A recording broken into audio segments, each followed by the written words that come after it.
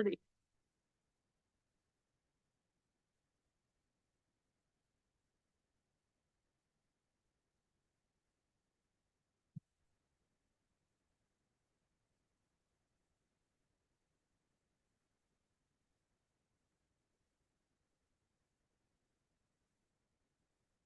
Call this meeting to order. Please stand for the Pledge of Allegiance. Pledge allegiance to the flag of the United States of America and to the republic for which it stands, one nation, under God, indivisible, with liberty and justice for all. The clerk can now take the roll.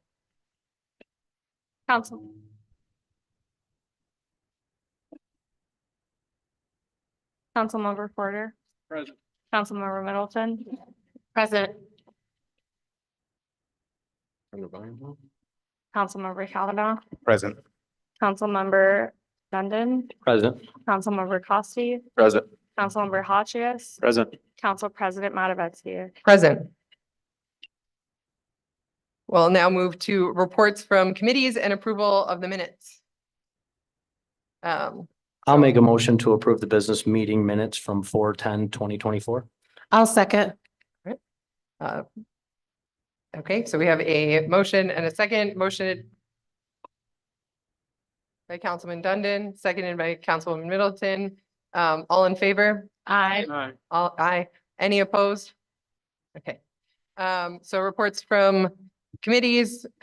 Is there any committee chairs that would like to share any updates from any committee meetings that happened between now and last business meeting?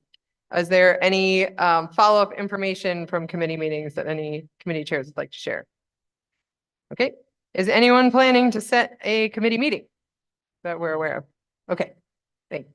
All right. I do not believe we have any appointments. And so now we'll move on to setting public hearing. The city of Binghamton will hold a public hearing regarding RL 24-82, a resolution to hold a public hearing for NYSHCR grant. The city of Binghamton will hold a public hearing regarding RL 24-84, a resolution authorizing a special noise variance for Abel's Pub live music events. These public hearings will take place at 6 p.m. during the May 8th, 2024 regular city council business meeting in City Council Chambers, 38 Holly Street, Binghamton, New York. Residents wishing to participate in public hearings may do so electronically by emailing their comments prior to 1 p.m. on the day of the meeting to clerk@cityofbinghamton.gov or in person during the meeting.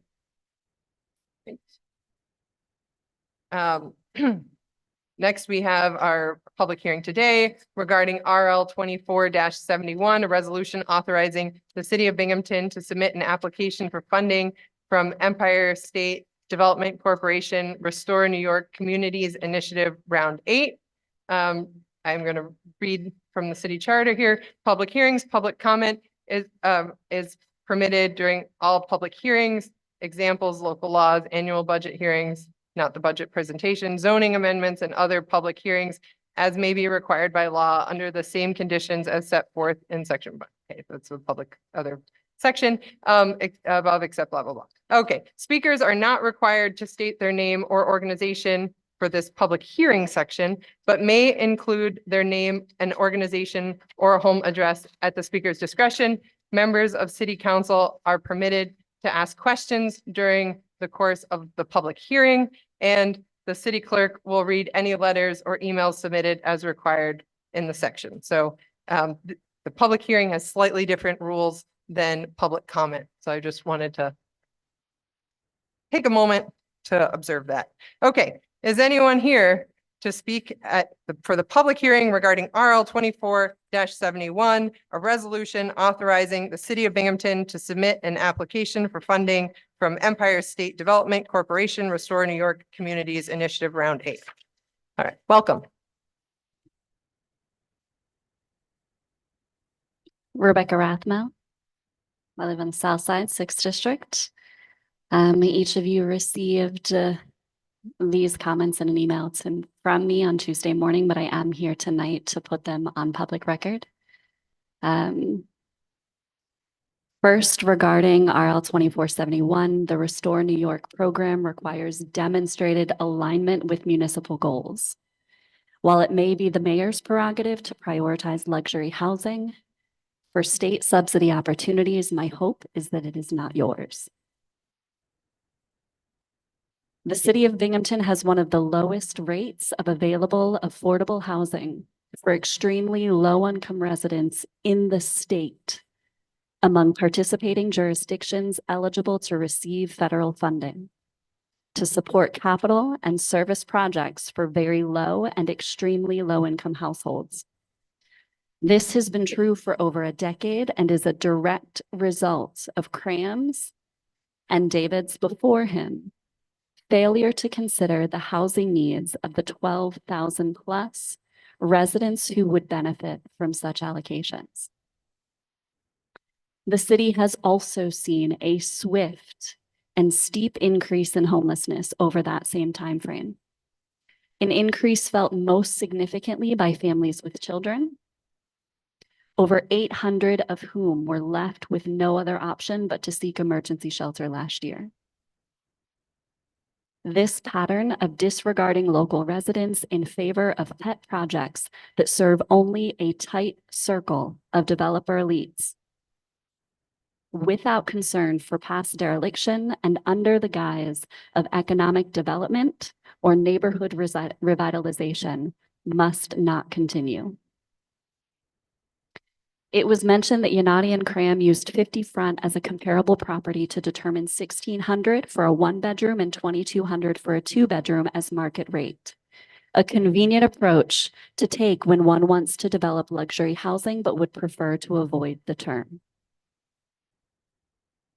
For HUD, however, even moderately priced rental units of the same size in Binghamton would be priced around $900 and $1,100. Yanati and Cram also pointed to 50 Front having a wait list to demonstrate the project's need. This may have been the most infuriating statement that was made. There have been thousands on wait lists for affordable housing within the city of Binghamton for several years. And those wait lists have an average wait time of over 24 months. This is not unknown to Jared. For him to claim to have the interests of those awaiting luxury housing opportunities in mind when pushing this project forward after ignoring the desperation of those hoping simply to find a safe, affordable option is beyond obtuse. It is cruel and it is unacceptable. With the county's Restore New York submission on behalf of First Ward Action Council, this is not an either we have something or we have nothing scenario. The mayor cannot be allowed to continue to put grant applications together for such critical funding without involving council in the process, only to pressure you with expedited deadlines and sole project rhetoric in an attempt to bully approval. You have the authority to say no. And in this case, and every case like it, it is in the best interest of our community for you to do so. The only, I believe, acceptable alternative to consider is to leverage Cram's interest in this project to request a commitment in perpetuity of no less than $200,000 to the Broome County Housing Trust Fund from the city budget. There are several revenue options. Beginning next year, effectively dedicating an annual budget line item to begin to address the failed policies of the past and establish the commitment to local residents that most of you campaigned to uphold. Thank you. Thank you. Does anyone else, please no cheering, no clapping, no interrupting of any sort. That's, please. Can we have the next person who'd like to comment? Welcome.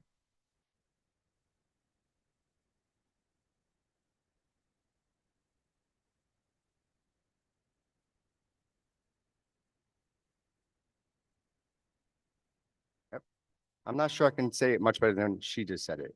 My name is Christopher Scott, and I'm from the north side of Binghamton. I'm not sure what district that is. I'm sure you guys do, though. Fourth. Fourth Fourth. district? Nate, that's right. It was on my street, Put right? it down, put it down a little bit. How about that? Yeah, All you're good. right.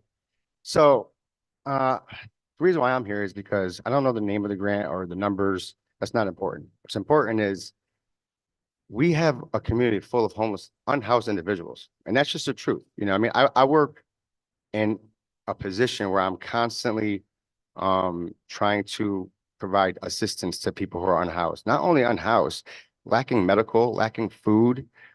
Just recently, the bus station was shut down for them, right? So these are the things that we have to deal with on a daily basis. So yeah, this project would probably make the train station look nice, and that's great. But once you get on the other side of that viaduct, when you come over to the north side and you go down where there's no grocery store and it's just Family Dollar, there's no pharmacies, right? When you get down there, you know what you're gonna see? You're gonna see all those unhoused individuals who can't afford a $1,600 apartment. You know, I mean, that's just insane, right?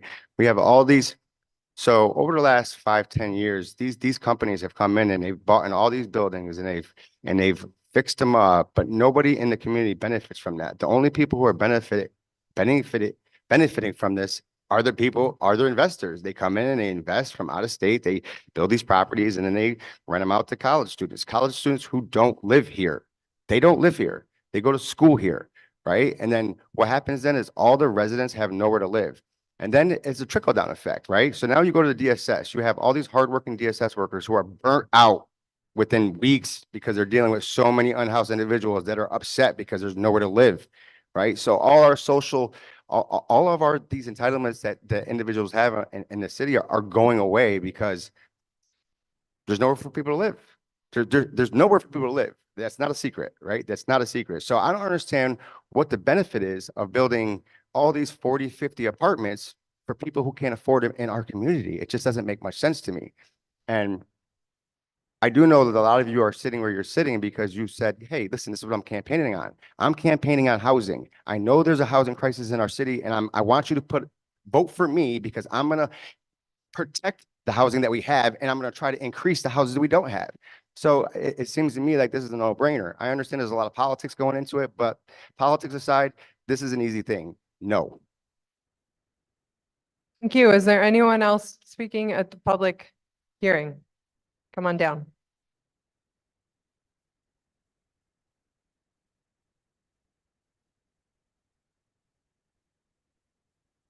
Welcome.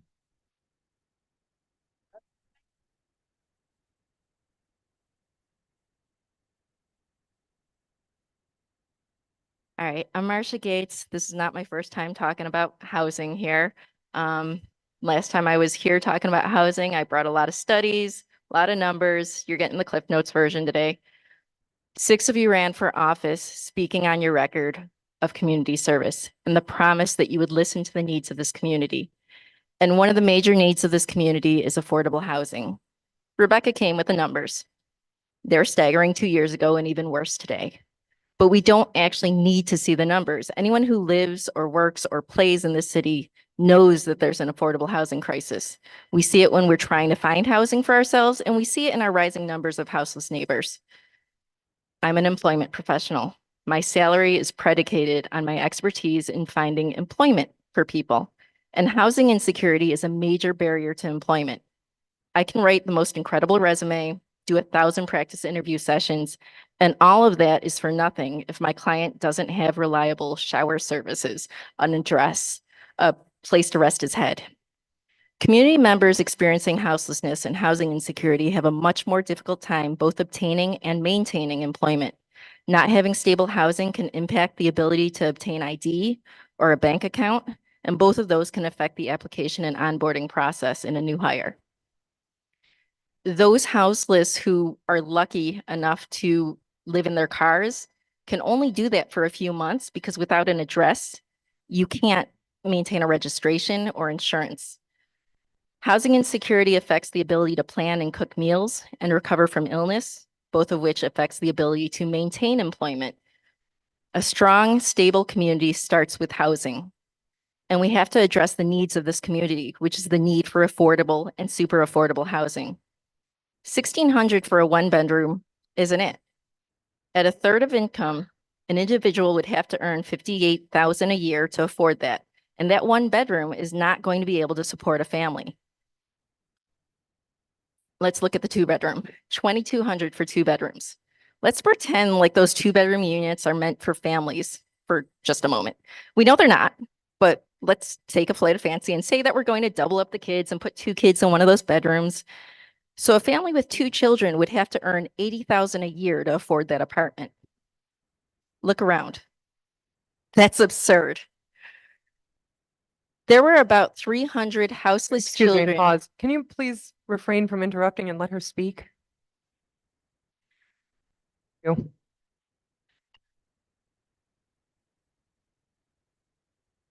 There And were if about you continue to 300 interrupt, I will have to ask you to either leave or you will be removed. I'm giving you notice. Thank you.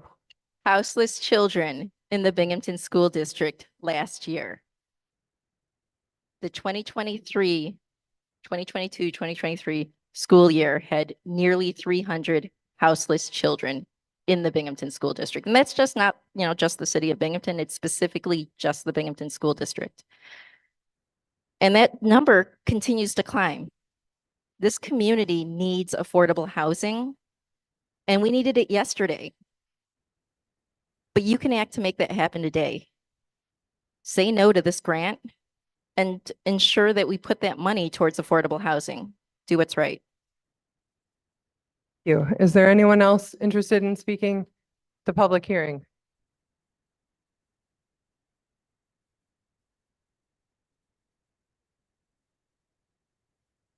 Welcome. Good evening. I'm Salka Valerio, live on the east side of Binghamton. I've been here probably for 5 years talking about housing.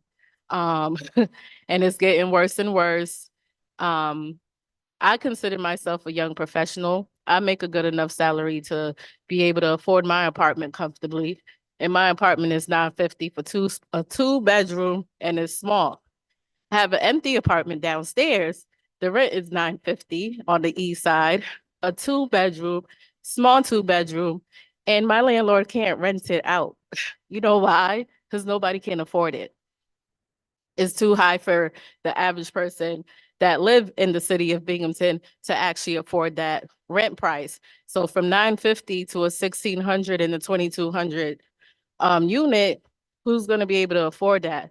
And even if I was able to afford that, I wouldn't be spending $1,600 on a luxury apartment. I would buy a house. Most of the people that I know that make that type of salary are buying homes. They're not renting luxury apartments. Y'all don't even have a Trader Joe's. Y'all don't have a Target downtown. Y'all don't have a Starbucks. Y'all don't have the amenities to even support luxury housing or the people that lifestyle want to have that. There's none of that down there. So I don't understand who you think you're going to attract to live somewhere that doesn't have amenities. Y'all don't have the charger station outside. You don't have bike racks. You don't have sufficient bike lanes. Like our city is not even built, like the infrastructure is not built for that. So I don't know who you're trying to attract, but the people locally are the ones that need the housing. Right now in the school district, you know how many homeless kids they are? The count is 335 right now are living in the Red Roof Inn. They're living at the Econo Lodge right now with their 5 brothers and sisters sharing one hotel room using a microwave or an air fryer to eat dinner. That's pathetic. They have nowhere else to go. So if anybody should be applying for this grant, it should be First Ward because they actually provide affordable housing for people. I already know some of y'all already made up your mind, which is ridiculous because you guys campaign on housing. So if you're campaigning on housing, make sure that we have the stock for those people to stay in this city to be able to afford it. A lot of my kids' friends are getting pushed out the city because they can't afford the housing. So they have to move out to Endicott. They have to move out to Johnson City, or they have to move out the state because their parents simply can't find nowhere to go. There's too many people in the hotels. Y'all know the Del Motel, the most worst hotel in Binghamton, is actually expanding. They're expanding. You know why they're expanding? Because they're a shelter. because a lot of people can't find affordable housing. That's sad and it's ridiculous. You. Is there anyone else interested in speaking at the public hearing? Again, this is not public comment, it's public hearing, housing only. Exactly.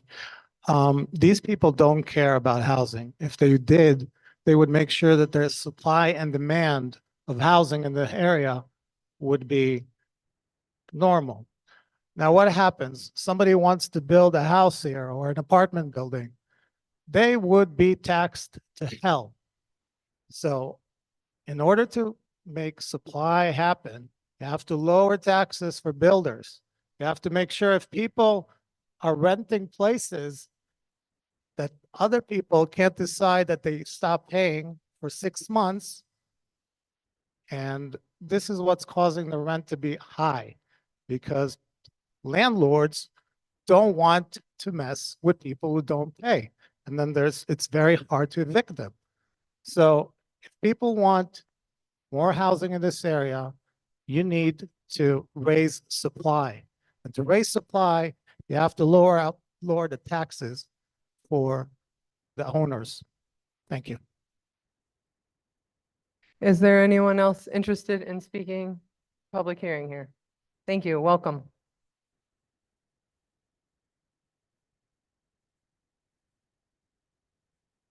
Thank you for the opportunity. My name is Christopher Perez. I live on the north side of Binghamton. I am a licensed social worker and I do work for a local agency in our community. I'm here, I mean, everyone who spoke before me already gave numbers and statistics, but I just wanted to let you know what life has been since November for me. So in November, I take a position at a local agency and I was entrusted with a special program that was designed by the governor to come out and house unhomed individuals.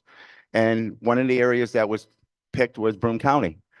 So I get out there and my world was changed. And what I mean by that is a community that I've lived in since 1999 or so, I've never realized the amount of homeless individuals, the areas that I drive by every day, the bridges that I go over.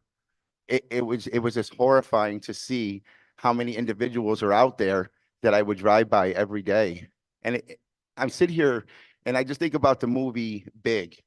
And in the movie Big, Tom Hanks, if you've ever seen it, he's sitting around the boardroom with all these individuals who make toys. And he just is this kid at heart and he's playing with this toy and he's like, I don't get it. What are we even discussing here? I mean, if you walk outside, I mean, we had a whole a few weeks ago, there was a whole group of individuals from the city aligned with workers from Broome Security moving around at least 18 homeless individuals that were in the bus station. And the problem wasn't that they were homeless. The problem was that it was creating an issue for individuals who came into the city. It was giving the city a black eye. But what is wrong with acknowledging that we have an issue? If this committee here and the mayor were parents to a bunch of kids and you walked into the house and we called CPS and they walked in there and they saw people laying around unfed, medical conditions unmet, we're spending more money sending police that don't even know what to do with individuals, shooing them along. I would call CPS on you as parents. And maybe I'm wrong, but I see the responsibility of government as the parents. It's your responsibility to take care of your people. So why can't we just call time out and just say, wait, something's wrong here. This is not morally right. And when I said my life has changed since November, I heard something the other day when my supervisor told me, I feel like it was compassion fatigue and all this secondary stuff. No, it's called moral injury.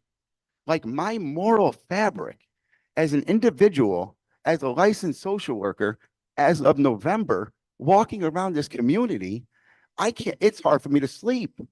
I go to sleep knowing that I have to tell individuals at the end of the day, I'm sorry, we've taken the DSS.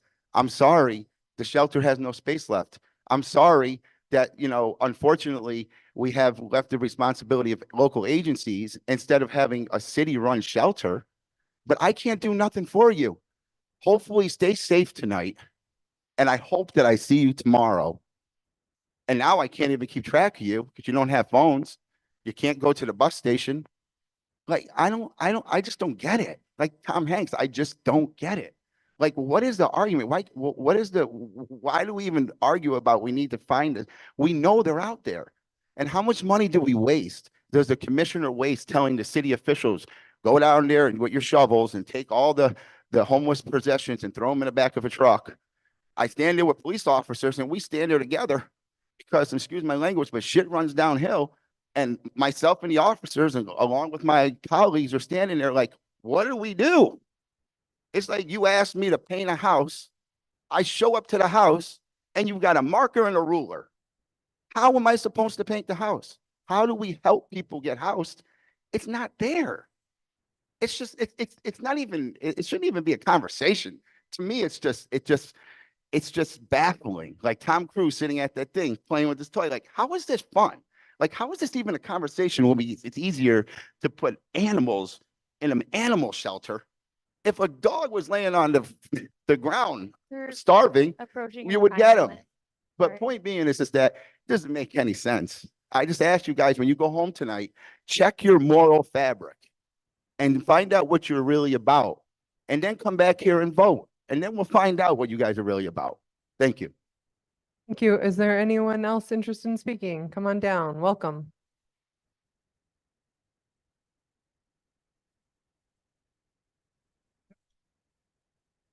I happily go on record, Tarek Abdelism. Good evening, Councilman. So two things. Yeah, I just want to say is one, there's as somebody who does national housing work, there is an affordable housing crisis everywhere, but it is acute here. And the free market will never solve that. Okay, there's just two really important things we have to understand.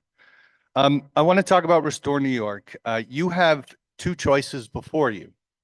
You have a project of $3 million to a wealthy developer who wants to fix a building right next to the condominium where he owns 3 units, rents 2 and lives in 1.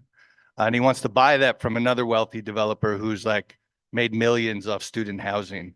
I just think that's disgusting.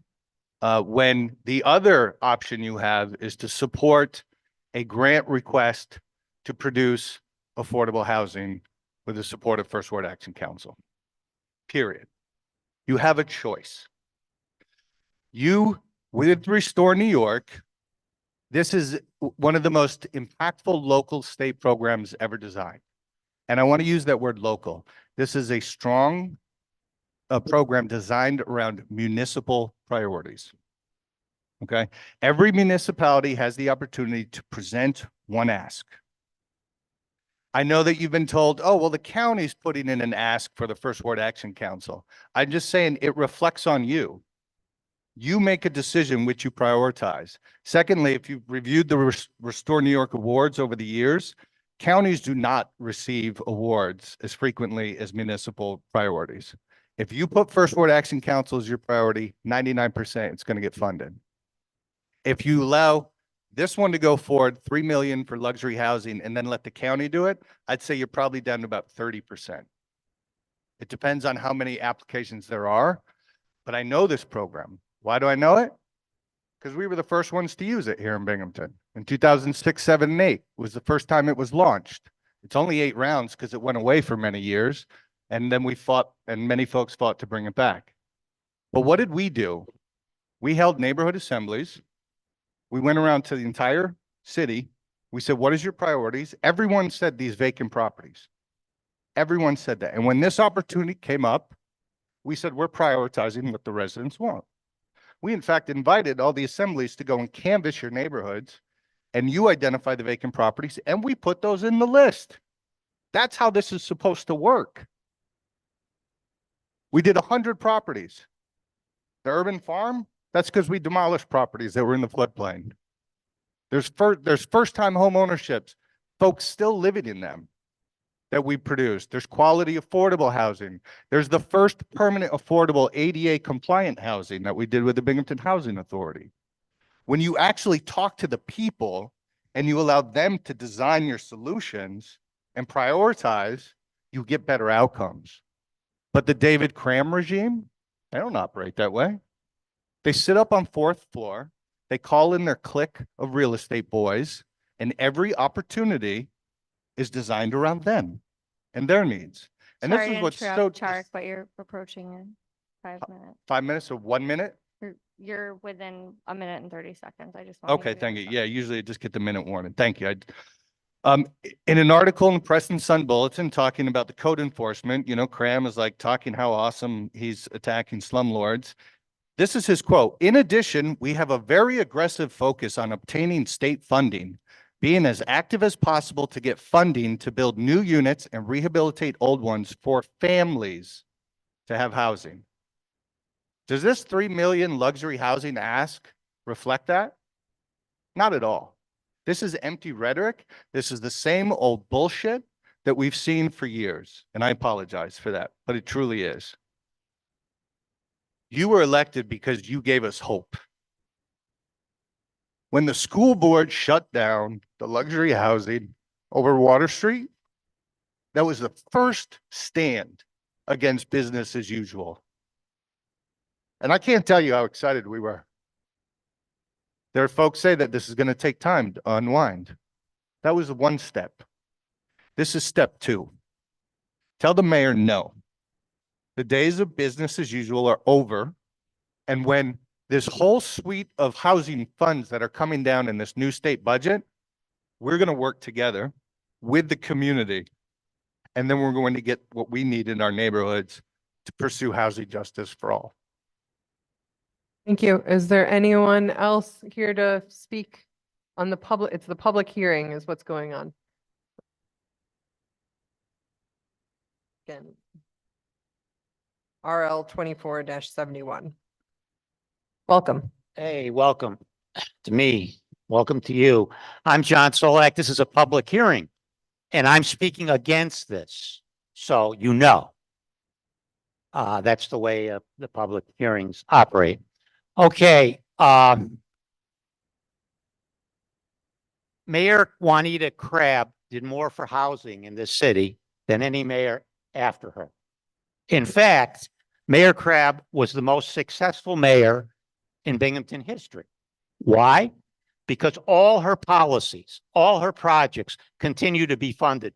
Nobody, no mayor, Republican or Democrat, has ever taken a contrary stand against what Juanita Crabb put in place. The stadium, they didn't distance themselves for the stadium. They spent millions and millions and millions of dollars to continue her baseball stadium and her team. Boscov's, they didn't shut down Boscov's. They kept Boscov's going to this day. So this is the precedent that you're dealing with.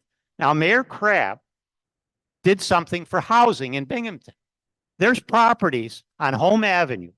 There's properties in the first floor, the townhouses. There's properties on Shenango Street that are paying huge amounts for the last, since she's been gone, in property taxes, in school taxes.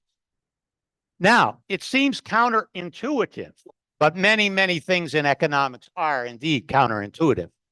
The only way to lower rents in this city is to build more single-family homes. Why? So the single-family homes can be rented? No. So that the people that are paying $1,800 and $2,200 a month in rent can buy those single-family homes, freeing up the rental market. Counterintuitive, but true.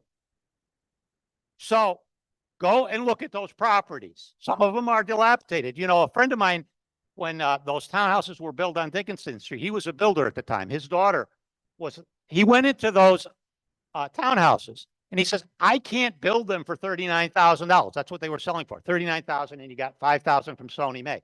He says, I can't. He told his daughter, you better go down and buy one because there's $2,000 worth of appliances. And she did. And she was there for about 1.5 years. She bought it at 39, sold it at 55, moved to Florida, happy ever after. But that's you have to allow people to build equity. Now, this tiny homes for veterans is a good example of what I'm talking about. County is going into the rental property business under the guise of helping veterans. You know how you help veterans? You build a tiny home. They've got a GI Bill. They build equity. You don't keep people on a farm paying rent. That doesn't solve a damn thing. You want to move this city forward. You've got to come up with plans for single family housing. Enough of this crap. Now let me just, how much time do I have? 1 minute and 30 seconds left. Okay. In a way, in 1995, when the city was really down or appeared to be down, I cited the competitive advantages. One was low grocery prices. We had a thing called the giant market. They were afraid to raise their prices because they alienate their core customers. We had low rents.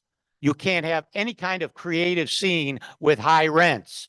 Now, this was the same thing in Austin, Texas. You know, the early adopters in anything, they're going to make Bradenton, Florida, an art center. They're going to make Austin what it is. Those people, unfortunately, get crowded out and sliced up like chopped liver, and they adopted, they believed, they put together all the plans, and guess what?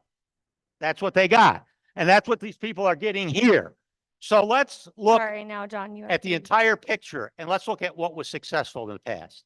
Thank you. Thank you. Is there anyone else to speak at the public hearing? Anyone? All right, I'll turn to the clerk to see if there's anything to read into the record. There is nothing to read into the record, so we'll keep moving forward. Okay. So public comment will begin here in a minute. After last meeting, I've decided I'm going to actually just read from the city charter, the rules and procedures relating to public comment. Public comment is permitted at all city council business meetings in which there is pending legislation to be voted upon. And then there's some number references. Public comment is not permitted at a business meeting where no legislation is to be voted upon. City, blah, blah, blah, blah, blah. Okay, speaker, here's the rules. Speakers must provide their name and any organization they are representing, if any, and state if they, 1, live in the city, 2, work in the city, 3, live and work in the city, or 4, do not live or work in the city. Speakers may include a home or work address at the speaker's discretion.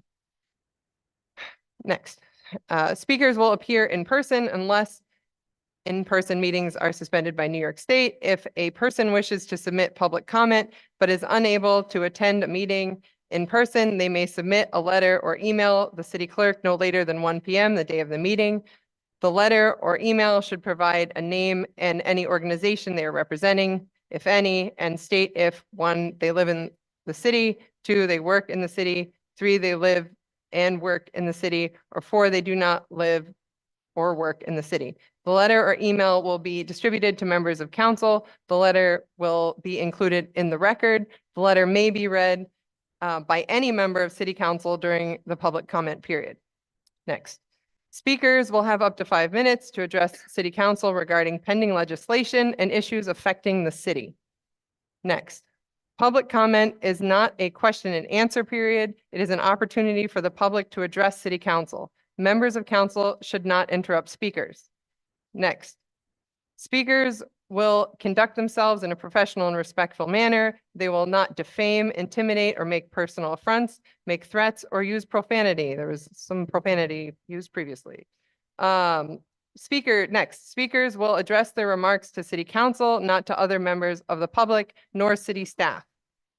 Next, speakers and attendees will not interfere with, touch, manipulate, or disturb city equipment, including microphones and audiovisual equipment, nor will they move tables or barriers. Next, speakers and attendees are not permitted to advance beyond the table designated for public comment without the consent of the presiding officer. Next, attendees will not delay or otherwise interrupt speakers, nor will they disrupt the orderly conduct of the meeting. In this regard, members of the public will not shout, engage in unruly behavior, or speak out when not recognized by the presiding officer, the president or president pro tem, city clerk or deputy clerk, defame, intimidate, issue personal affronts, threats of violence, or use profanity. No electioneering or campaigning is permitted at city council meetings by speakers, attendees, nor members of city council. Next, all members of city council are expected to preserve the order and decorum of city council meetings. They will conduct themselves with decorum and advise members of the public to do the same. Next. These rules will be posted in the city council meeting room and on the city council's website. They were previously on the website, but they were not up in here. We've now, that yellow sheet right there is the rules from the city charter. Okay, next, if these rules are violated, any member of council, including the presiding officer, may raise a point of order and cite the section being violated. If the presiding officer agrees, then the presiding officer will advise the speaker or attendee that such conduct violates the rules of public comment attendance. And if that person or persons continues to violate the rules at this or any subsequent meeting, then their opportunity to present public comment may be terminated and that person or persons may be required to leave the meeting room.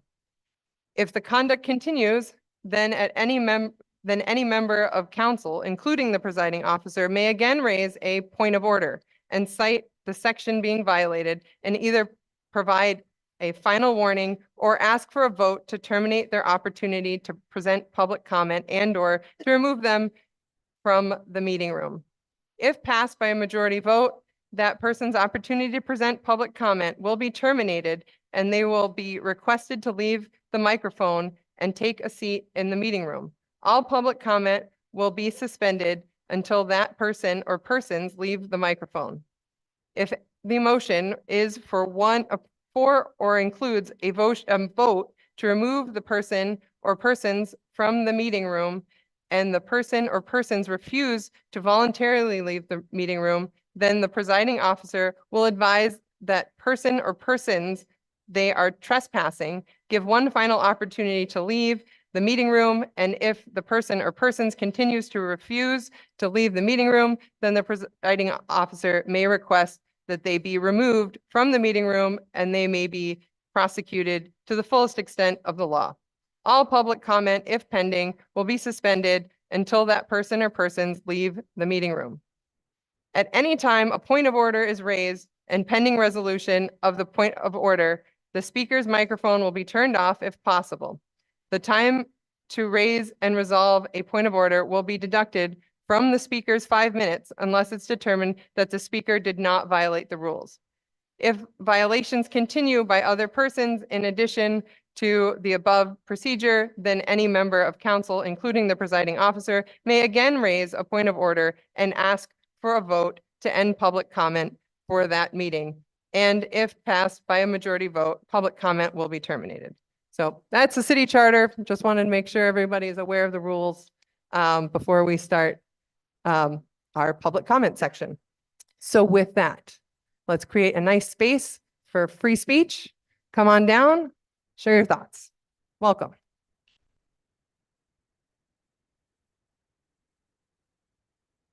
Good evening, Tariq Abdelism. I think many of you know that one of the issues that I've also been focusing on for many years is citywide reassessment, having an equitable and fair assessment. I joked with some folks. I was like, imagine if we found out that, you know, the athletic league fees were 2 different rates. Women had to pay a much higher rate and the men had to pay a much lower rate. And I came down here and brought that to your attention. And 5 years later, I'm still saying this and nobody's done anything. That wouldn't happen. Council would immediately change that. Right? Same thing with if garbage bags were 5 times more expensive for black folks. And white folks paid pennies on the dollars. And I came down here and told you that. You all would fix it in a second. Right? And I'd be like, but you're going to have to pay more. And you'd say, that's fine, because that's fair and that's equitable. And we haven't had our assessments done citywide since 1993. Does anybody think the housing real estate market has changed in 31 years? Now, here's what they do. They distract you with that equalization rate. The equalization rate is basically saying that everyone's property has changed exactly the same amount. So let me ask you, do you think downtown property has changed the same way north side property? Homeowners on the east side that now have to pay higher flood insurance, do you think they're different than student rentals on the west side? 20 Hawley Street, assessed at 5.2 million. It sold in 2019 for 22,775,000. 40 Court Street, assessed at 291,700, sold in 2019 for 1.5 million. I have a home. I can't sell my home for 6 times what it's assessed at. I live on Tremont between Vestal and Conklin. I'll be lucky to get the same amount.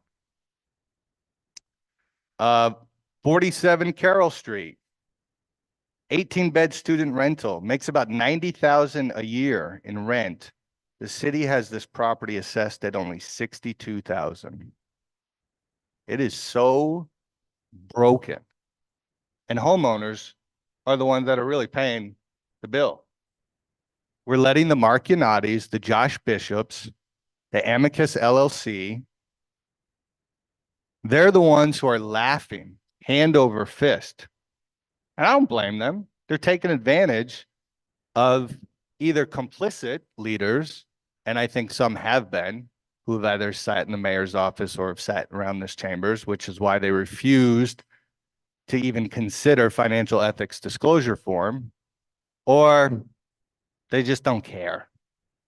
Like really, that's what I've come down to. They're either complicit or they don't care. It's confusing, but as I said, if the tax levy is 40 million this year, when you complete citywide reassessment, it will be 40 million next year.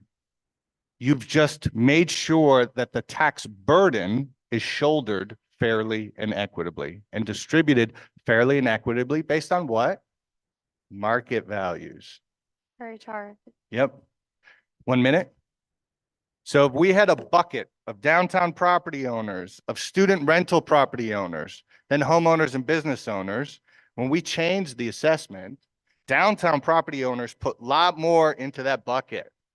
And then the student rental property owners put a lot more into that bucket, which means the remaining put less into the bucket. Right. So I know this council takes this very seriously, and I appreciate that. Finally having a body that listens to the needs of the people and responds when they hear that there are things that are inequitable and unfair. Thank you. Hugh, is there anyone else here for public comment?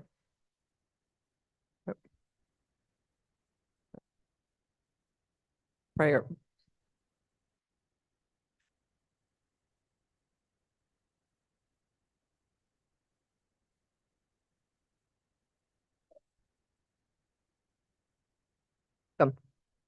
Thank you.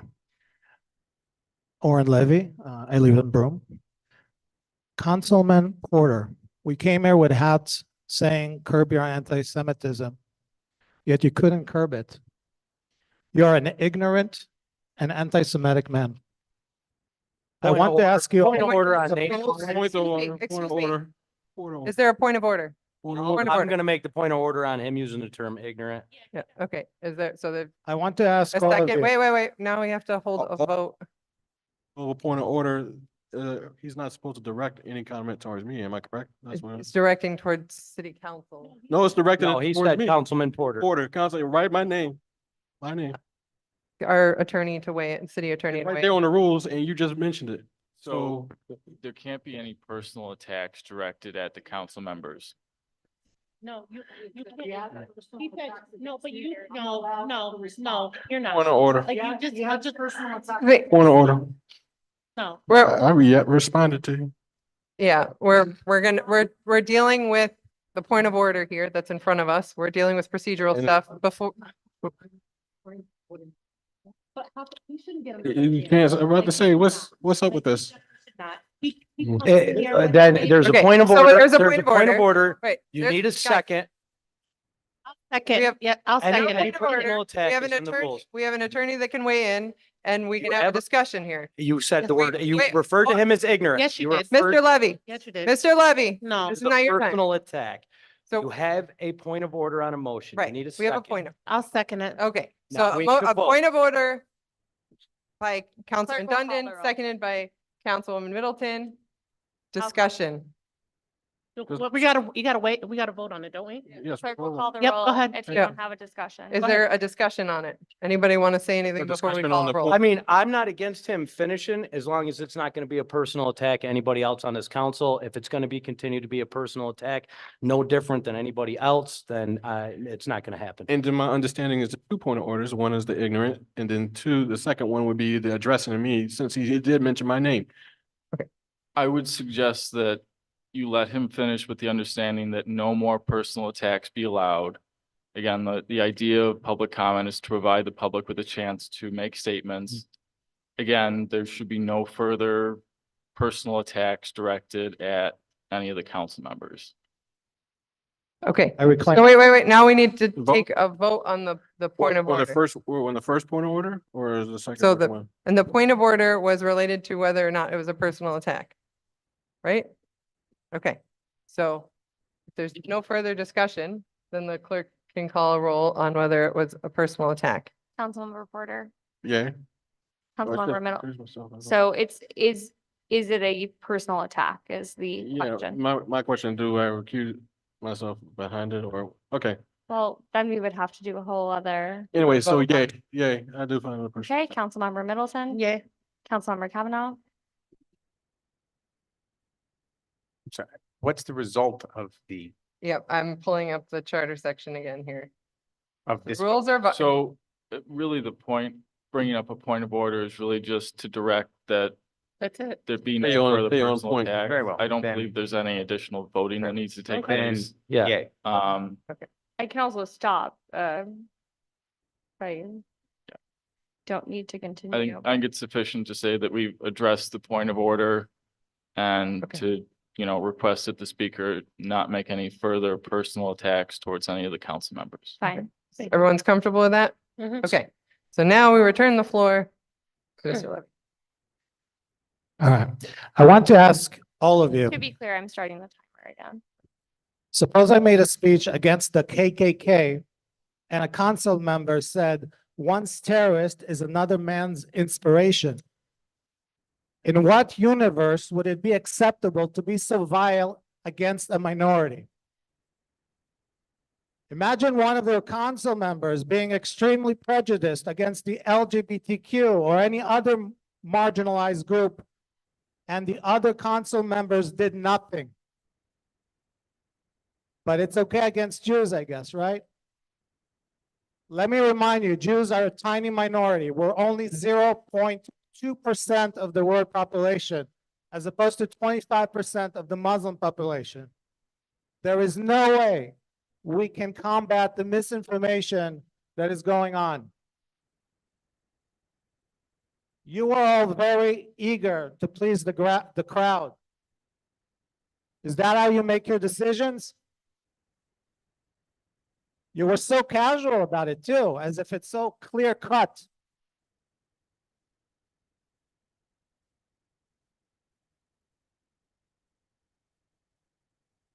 You openly admitted that the only reason you voted for a resolution was the loud, violent pressure of the pro-Hamas mob.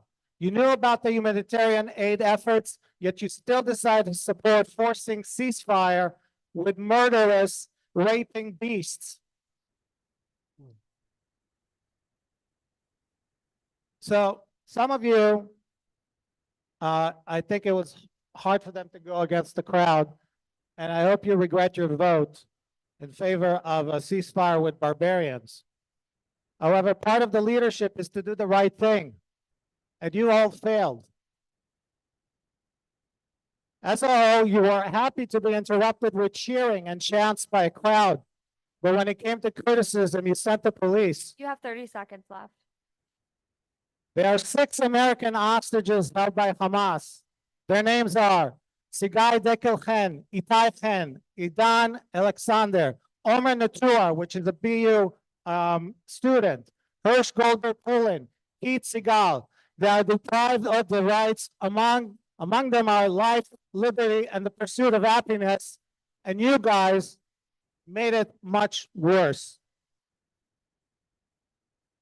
Next will be the list of the under 27 hostages. Thank you. Thank you. Welcome. Julia Reuveni, resident of the Brom County.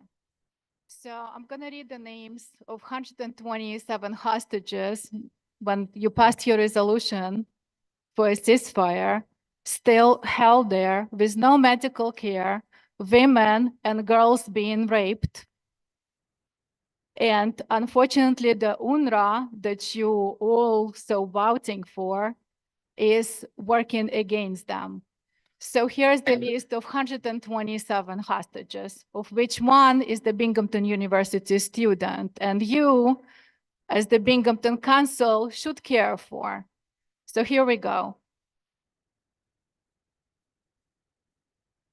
I have Abraham Gilad ben Imuna Munder, Agam bat Meirav Berger, Alexander ben Oksana Lobanov, Sasha Alexander ben Yelena Trufanov, Alexander ben Nina Dansik, Almog ben Nira Sarusi, Almog ben Orit Meir Jan, Alon ben Edith Ochel, Amiram ben Sarah Cooper, Amit Esther Chaya bat Ilana Buskila, Andrei ben Yevgenia Kozlov, Arbel bat Yael Yehud, Ariel ben Shiri Bibas, that's the baby that you're voting for the Hamas to keep that baby hostage that turned 1 year old while being there. So shame on you. Avram ben Aganesh Mingitsu, Aviram ben Ditsa Tirsa or Bar Avram ben Julia Cooperstein, Bipin Joshi, Carmel bet Kinneret God, Chaim ben Nehama Perry, Hen Hanyan ben Veret Yablonka, Daniela bat Orly Gilboa, David ben Silvana Cunio, Dolev ben Yael Yehud, Doron bat Sarah Steinsherter, Dror ben Dorit Or, Edan ben Yael Alexander, Eden bat Shirit Yerushalaymi, Eitan Avram ben Efrat Mor, Eitan ben Ruth Edith Hom, Karina bat Ira Ariev, Kfir ben Shiri Bibas, Lior ben Michal Rudayev, Liri bat Shira Elbak, Matan bat Inat Agrest, Matan ben Inav Zangugar, Maxim ben Tela Herkin, Michelle ben Solomria Nistenbaum, Mohammed El Alatrash, Naama bat Ayelet Levi, Nadav ben Hana Papelvel, Nimrod ben Vicky Cohen, Noah bat Leora Argamanti, Odette ben Bila Lifshitz, Ofer ben Kohava Calderon, Ohad ben Esther ben Ami, Ohad ben Esther Yalomi, Omer ben Malka Shem Tov, Omer ben Niva Venkert, Omer ben Orna Esther Nutra, Omri ben Veronica Esther Miran, Or ben Siula Levi, Ori ben Einaf Efrat Danina, Oridin Hernandez Radux, Quite Farhan Arkady, Rom ben Tamar Noah Bratislavsky, Romi ben Mirav Gonen, Ron ben Hannah Benjamin, Sagui ben Namit Dekelhen, Segev ben Galit Kalfon, Eila ben Sigalit Cohen, Eliyahu ben Hannah Sharabi, Elhana ben Ruhama Bochbot, Eliakim Shlomo ben Avishak Libman, Emily You have 1 Tehila minute bat remaining. Amanda Damari, Eviatar ben Yasmin Gila David, Gadi Moshe ben Sarah Moses, Gail ben Tamar Berman, Guy ben Mirav Gilboa Dalal, Hamza Al-Zadna, Hisham ben Marial Al-Sayed, Idan ben Dalit Shtivi, Hirsch ben Perel Hannah Goldberg Polin, Itzik ben Hannah Elgarat, Shiri bat Margit Bibas, Shlomi ben Rosina Ira Ziv, Shlomo ben Marcel Mansour, Kis Shmuel ben Gladys Siegel, Tal ben Nitza Sholami, Tamir ben Chirut Nimrodi, Tzahi ben Divora Idan, Yagev ben Esther Bushtab, Yair ben Ruth You have 10 Edith Owen, seconds remaining. Itzhak ben Gila Gelenter, Yarden ben Pirina Bibas, Yosef Chaim ben Miriam Ohana, Yoram ben Miriam Metzger, Yusuf Aizadna, Ziv ben Tamar Berman. Thank you. And you are responsible time is as ex- other Your time is 100 Thank you. expired. towns Your time is Your around time is up. United Th- States. your time is up. Shame Thank on you being All right, a we good need to- Time person. has Your time expired. has expired. Next, please.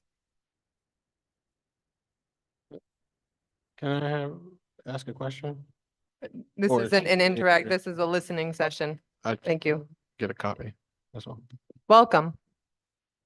Before my time starts, I'm unsure if the previous speaker left their name. I'll check the video later for public record.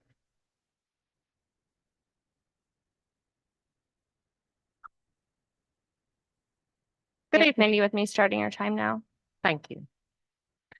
I'm Misty M. Kirby, PhD, proud Southside homeowner, District 6. I also work, volunteer, mentor in the city where we all live.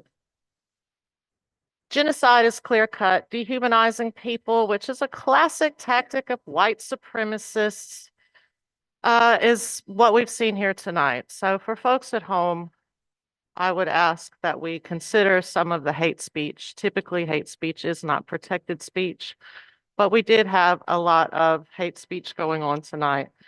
White supremacy is something that unfortunately I happen to know a good bit about. Obviously, I am white. I grew up in the Deep South in South Mississippi with family long dead and buried who exerted their hatred and white supremacy by enforcing apartheid, Jim Crow, segregation, whatever you want to call it.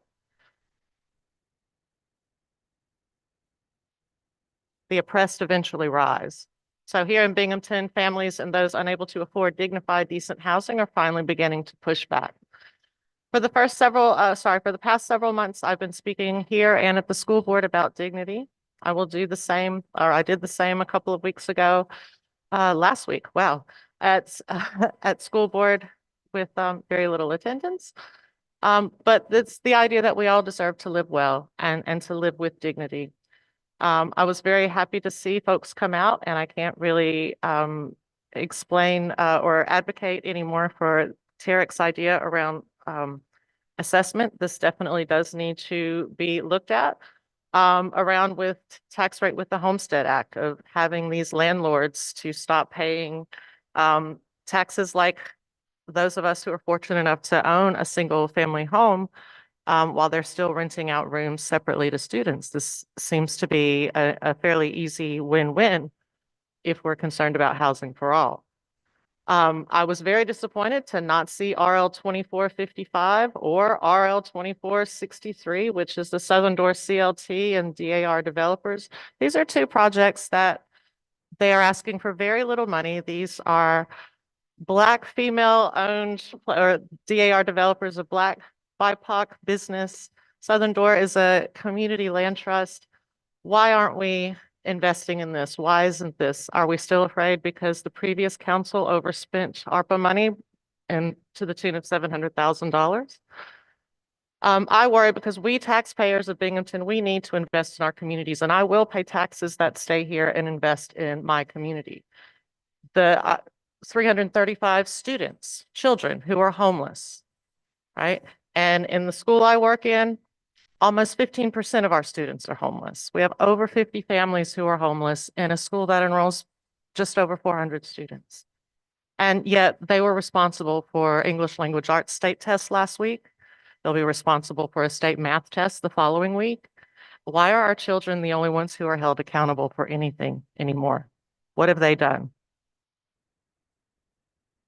on a different note, as a relative newcomer to the city, I'm a little bit unclear, so I'm sure that I will get some really great points from people to tell me how y'all always done it, because I always get that. I don't know why the police department has allowed the whole off-road vehicle thing to get so out of control. I do live on the south side, so I do hear it. I mean, our police are so militarized. I'm struck by the helpless tone that officials take when it's come to this issue. They're militarized. They can't detect a loud off-road vehicle with all this specialized equipment, all this money that my taxpayers go to militarize them. Have they considered having points of contacts in these neighborhoods? I know a few off of Mary Street who'd be more than happy to be a contact. You know, what are they doing? Where are they? Besides bothering, young people of color for being outside at dark. So let's invest in our country, or sorry, let's invest in our community. Let's really think about what we're doing here, why you all are sitting here, how you came to be here. You're within your 30 seconds. Thank you. Thank you. Sorry. Thank you. Thank you. Is there anyone else here to speak for public comment?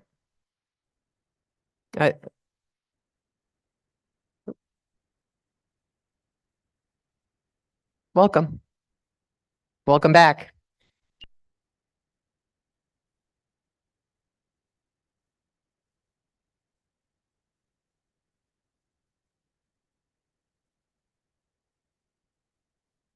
Are you starting now, John, or were you starting then?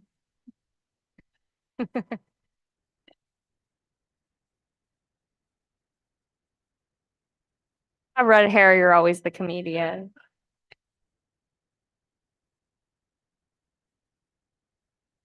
Okay, there we go. Okay, speaking of minorities, I'm a little more than half Rusin, not Russian, Rusin. And there's a few Rusins around here left, a lot in Pittsburgh, some in Ohio. Warhol was one of us. So if you see my facial expressions, my bewilderment, that's genetic. Anyway, the good people of my fellow Rusins were in the old country. They were there under Nazi occupation. The Nazis were chased out for one day and the communists came in. So there you go.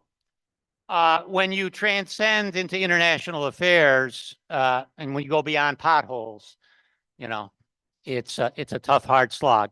Let's talk about, and I'll drop a piece of paper off. I'll come and sign the paper sometime in the next few days. Let's abolish the garbage bags. Now, when would we do that? We would do that January 1st, 2024. Where would this money come from to offset the garbage bags? Well, the same place it was coming before the garbage bags was on the tax rolls. Now, if you want equity, you do what Johnson City does. You put the garbage on the water bills. Everybody that has a water meter gets the garbage fee. That's all the rental properties. That's all the nonprofits. That's everybody. The garbage is placed in an ordinary trash bag in a can, and the city is much cleaner and will be much cleaner. Now, who would object to getting rid of the garbage bags? Well, the garbage bag vendor. That's for one. They've shook these people down. Now, I've seen, and I ran on this issue, believe it or not, in 1999. And I think the garbage bags were 1 year old. I had it on my campaign sign, abolish the garbage bags. And you know something? The people, I came within two, 3 votes in certain precincts of beating the Republicans on the Green Party with the Green Party baggage. And I'll tell you this garbage bag thing is insanity. It is absolutely, it's like 7 o'clock in the fall. And you realize you don't have any garbage bags. And you got to go find a CVS, except there are no more CVSs to get a garbage bag. And you got to get in the car, and then you got to worry about what side of the street you're parking on. So you can take out your family's garbage bag so there's not cockroaches and mice all over the place. Now this is a simple thing. And this is something that you can do. And there's enough warning to the executive branch. January 1st, 2024, we're abolishing the garbage bags. You put that budget together and you find out where the money's coming from. You know, the city had a contract, one of Mayor David's. Oh, wait a minute. I don't want to forget this. Speaking of tax inequality, Mayor David's got that bar downtown. You know what he's paying in property taxes, school taxes? Nothing, nothing for a year. That's not assessed. I don't know if he opened after the first of the year. I think he was open before the first of the year. I think he was open New Year's Eve. He's paying nothing, nothing. That's kind of a competitive advantage, isn't it, to sell $12 cocktails and pay nothing in real estate taxes on a brand new building? This is the same guy that put in a phony star exemption and never paid it. You see, look, this kid, you know, I'm in for acting with class and dignity. When the mayor got, Mayor I hate David. to interrupt you, but you have 1 minute left. Okay, thank you. When Mayor David got caught red-handed finagling the star exemption, he should have said, look, I'm a prep school guy. My parents are professionals. I got money. What do you need to make it whole? This is embarrassing to me. It shouldn't have occurred. But no. So look, let's abolish the garbage bags. I'll put the paperwork in order. You're going to put $25 to $50 a month in people's pockets. That's I see 5, 6, 7 garbage bags. I don't know how these people with kids afford it. So let's do that simple thing. Sorry, Johnny, you had 30 seconds. You don't have to be sorry. Thank you. Thank you. Anyone else for public comment? Come on down. Welcome.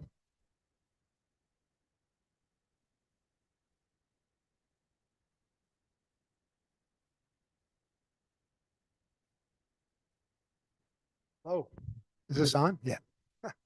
My name is Matt Ryan. I live on the west side of Binghamton, former mayor for 8 years. First time I've ever made public comments since I've been mayor. I just got wind of the $3 million you're considering for that project. Yesterday actually, and that's why I came down here tonight. I think you need to see, think, slow down, and hold over.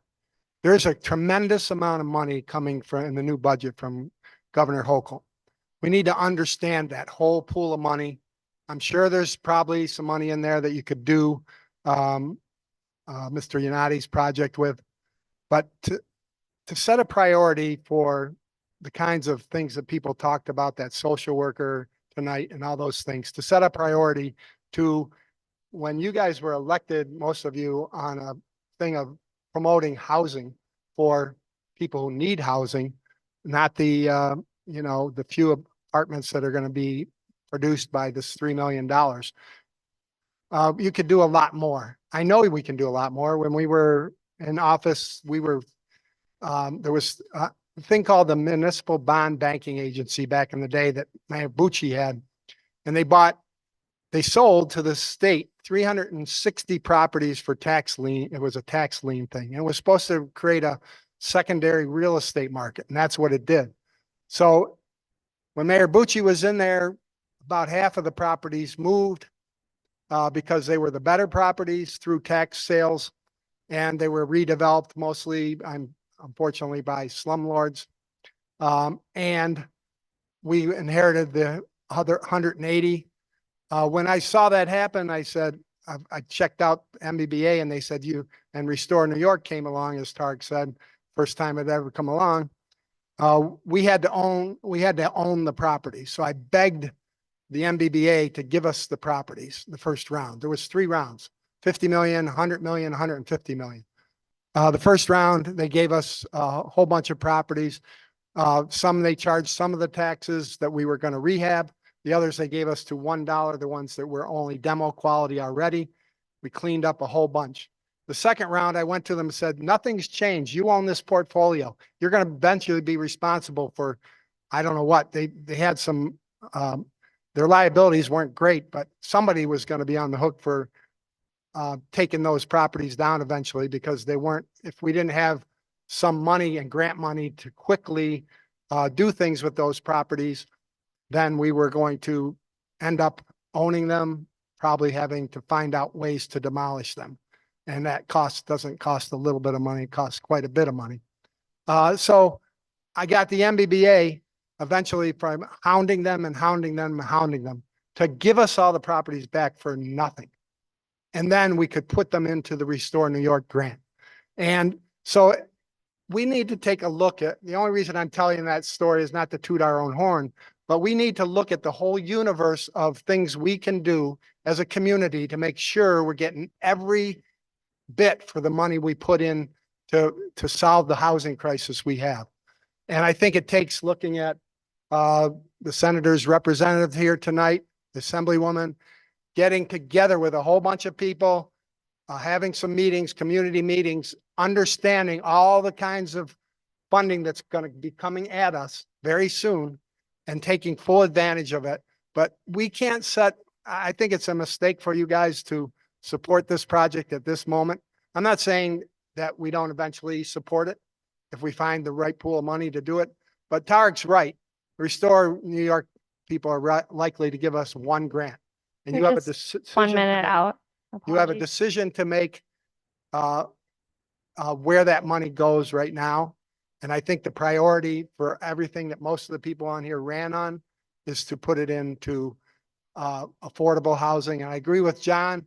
You look at the community in Ithaca, New York, where they had built a little pocket group of houses, some smaller houses, some bigger houses, so the people could gain equity in those houses. If they needed a bigger house, then they could go into a bigger house because they had that equity. That's what we need to promote. That can also be promoted by doing the reassessment that Tarek talked about. So many of these issues are interconnected because if we don't start doing that, we'll be beholden to all those developers who aren't paying the proper property taxes. We're making millions of dollars off of student rentals. And I was part of that because we were a ghost town when I took over. We gave a lot of pilots to developers, but now we're in a different situation. And I think the priority has got to be, because I'm sorry, but your time is up, Mr. Okay, Mayor. sorry, but I think you get the gist. Thank you for listening. Thank you. Bye. Is there anyone else for public comment? Okay, the clerk may read in items or council members may read in any if we've received any public comment. We have not received any public comment this week. Thank you. Okay, with that, we'll close the public comment portion of the meeting. Okay. 1 second.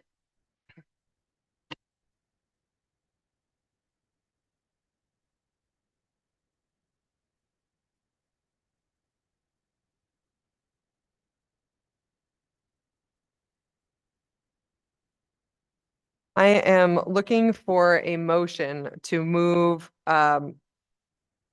introductory local law LL 24-01 considered in municipal and public affairs from the end of the agenda to the top of the agenda because it is technically second read legislation because it was a holdover. I'll make the motion. Second. Second. No. 1 second. Yeah. All right.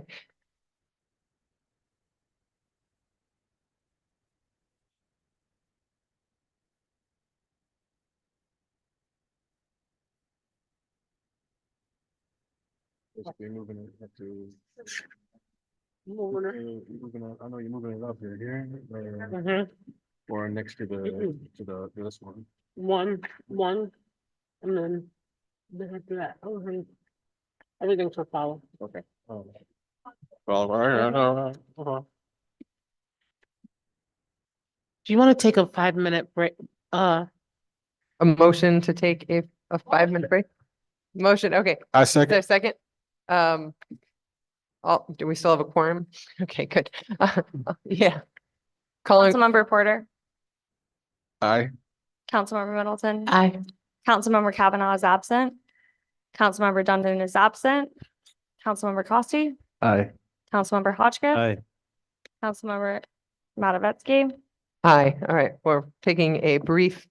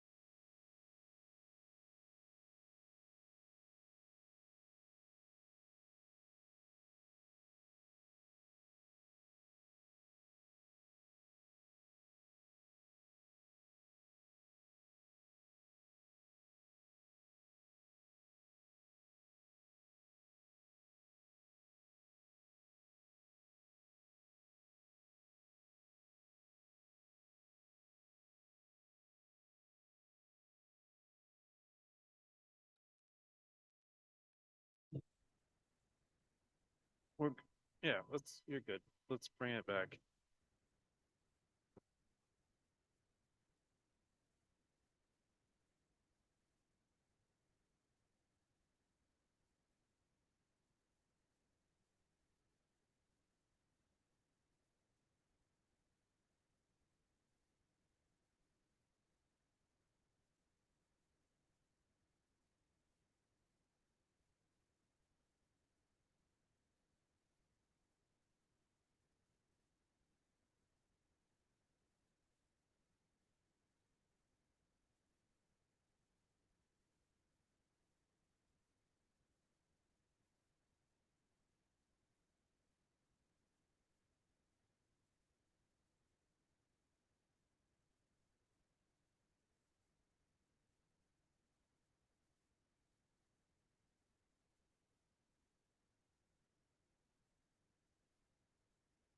Oh.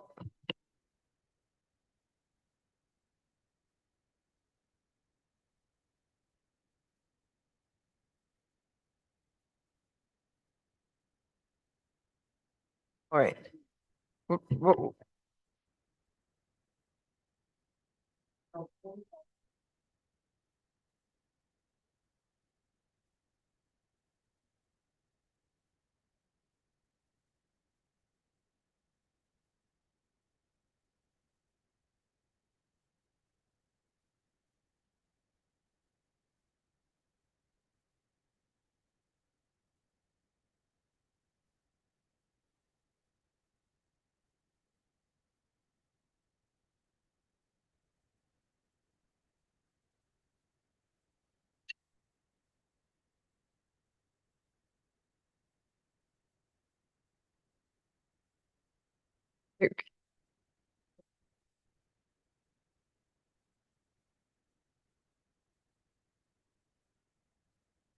All right, welcome back, everybody. So I will entertain a motion to move to second read legislation. I make a motion. Okay, motioned by Councilman Porter, And I'll second. seconded by Councilwoman Middleton. I can do a roll, just Okay. to be safe. Councilmember Porter, Aye. Councilmember Middleton, Aye. Councilmember Kavanaugh. Aye. Councilmember Dundon, Here. Councilmember Costi, Aye. Councilmember Hotchkiss. Aye. Council President Matavetsky. Aye.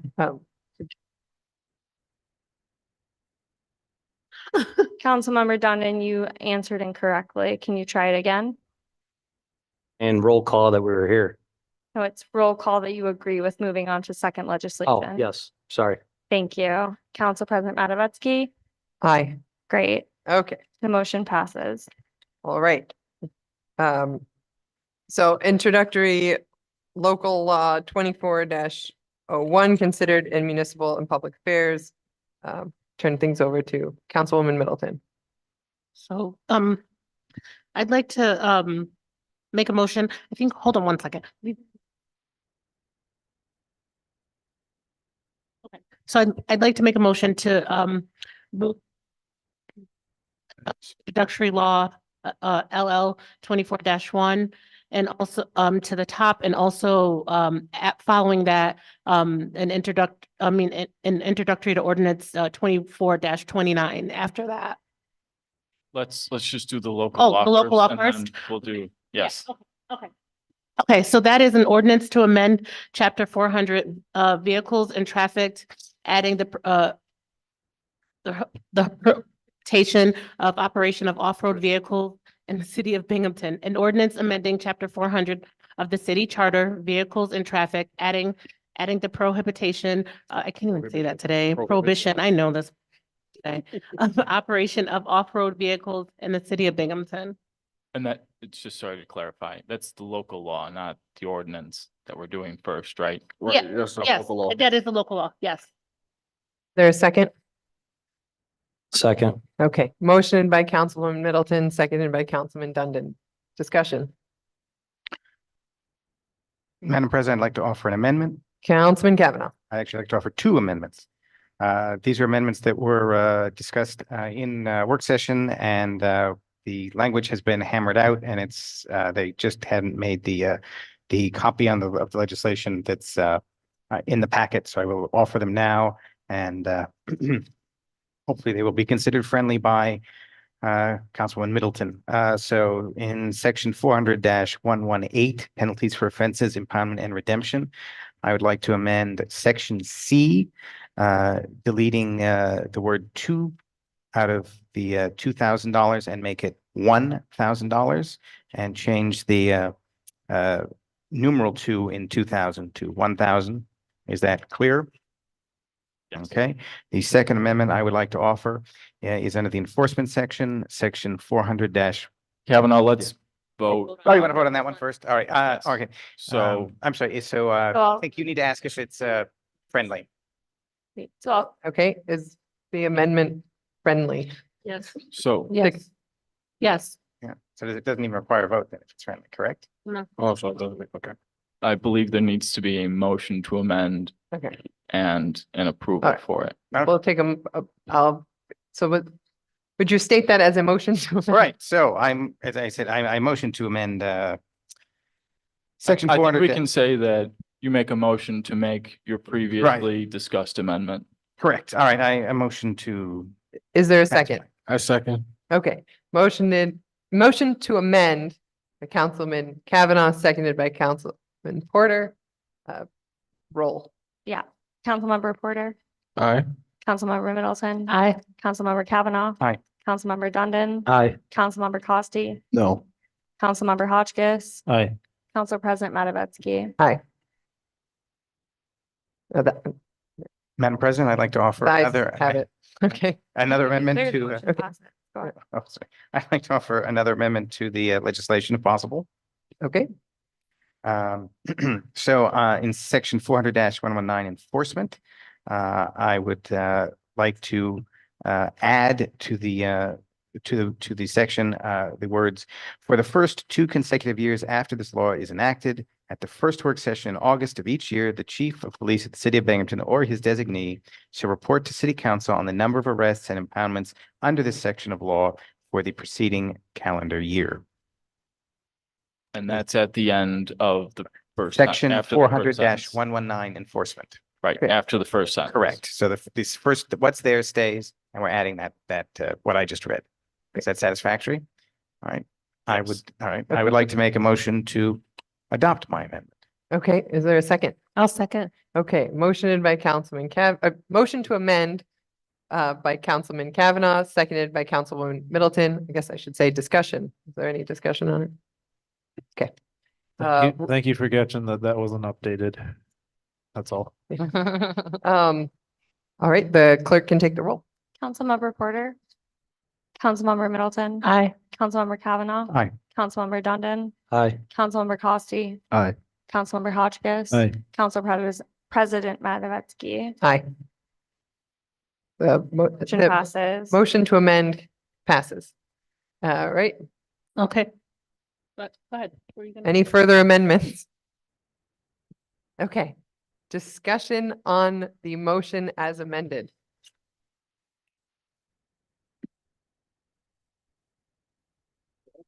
Councilman Kavanaugh. I mean, I just, this is the final adoption that we've been working on for well over a month now. And I think it's at a point where we're all relatively satisfied with it. And I think the administration is too. And I hope it proves useful. And I hope the reporting mechanisms we've added in will let us kind of gauge that. So that's all. Thank you. Anyone else? All right, well, I will say that I'm excited that we are getting to the point of the vote on this issue as a South Side City Council member. This is an issue that I've heard quite a bit about. And I'm happy that we're looking at voting on something that has been working in other communities per my discussions with city councils in other communities that have adopted similar legislation. I'm also excited that we were able to be partners in this project and make it something that where we had our own changes and buy-in on this. So with that, unless anyone would like to say anything following my comments, We'll turn it over to the clerk for a roll.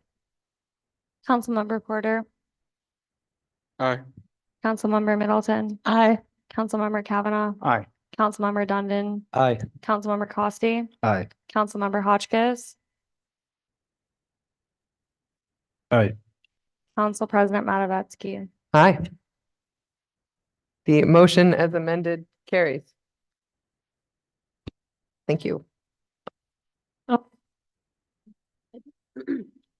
All right, I'm sorry, Madam President. I'd like to make a motion to also move up the introductory ordinance 24-29. Consider it's an ordinance to amend the code of the city of Binghamton, chapter 400-18 to add in budget line H110-4, -54734. Well, I have to ask first. Yeah. Yes, let's do the motion to move it up first and then we'll do the amendment. All right. I'll second the motion. All right. So we have a motion to move up the introductory ordinance 024-29 made by Councilman Middleton and seconded by Councilman Dundon. Councilmember Porter, Aye. Councilmember Middleton. Aye. Councilmember Kavanaugh. Aye. Councilmember Dundon. Aye. Councilmember Costi. Aye. Councilmember Hotchkiss. Aye. Council President Matavetsky. Aye. Okay, sorry, I was getting ahead of myself. I'd like to make a motion for the ordinance of 24-29. It's an ordinance to amend the code of the city of Binghamton, chapter 400-18 to add in budget line H711054734 for the impound fees for the ATV. I second. Wait, hold on one second. Oh, And that's to replace the existing budget Budget line line. where the last portion is just I believe it's 5 X's. Yeah, that's the number instead of the X's. Sorry. Motioned by Councilman Middleton, seconded second. by Councilman Porter. Discussion. Sure. Just Councilman Hotchkiss. yeah, thanks for working with me on this. I think it's a slight tweak. It's not to the law, but to the charter, and I think it's beneficial, even though it's a small little change. Thanks. Okay. Any further discussion? Okay. All right. I guess the clerk can call the roll. Councilmember Porter, Aye. Councilmember Middleton. Aye. Councilmember Kavanaugh. Aye. Councilmember Dundon. Councilmember Costi. Aye. Councilmember Hotchkiss. Aye. Council President Matavetsky. Aye. The ordinance passes. Okay, so now where we are in the agenda, here we are. All right, introductory ordinance 24-27, considered employees. Councilman Porter. Yes, I'd like to make a motion to consider for the ordinance to amend 24-21, section E, F, to make clear that all payments will be deducted first from New York State pensions. I'll second the motion. Motioned by Councilman Porter, seconded by Councilman Dundon. Discussion. Councilmember Hotchkiss. Yep, sorry, Kavanaugh. Yeah, this was just, this is further amending these sections of the city charter that we dealt with a few weeks ago, updating retirement and health insurance eligibility and such. This covers the case in which one's pension may not cover the full cost of the health insurance benefit. It provides a mechanism by which you could pay out of pocket to make that, to cover it. We wouldn't want anyone left out of potential health insurance coverage if they're eligible for, 20 now, when that benefit will cost who knows how much just because their pension didn't keep up. So this fixes, it's another tweak, fixing that language. I have a feeling based on the many amendments to this section of the charter over the years that we'll be here again at some point during our terms here at City Council, but here's another fix for now. Any further discussion? The clerk can call the roll. Councilmember Porter, Aye. Councilmember Middleton. Aye. Councilmember Kavanaugh. Aye. Councilmember Dundon. Aye. Councilmember Costi, Aye. Councilmember Hotchkiss. Aye. Council President Matavetsky. Aye. The ordinance carries. Okay, introductory ordinance 024-28 considered in planning. Councilman Hotchkiss.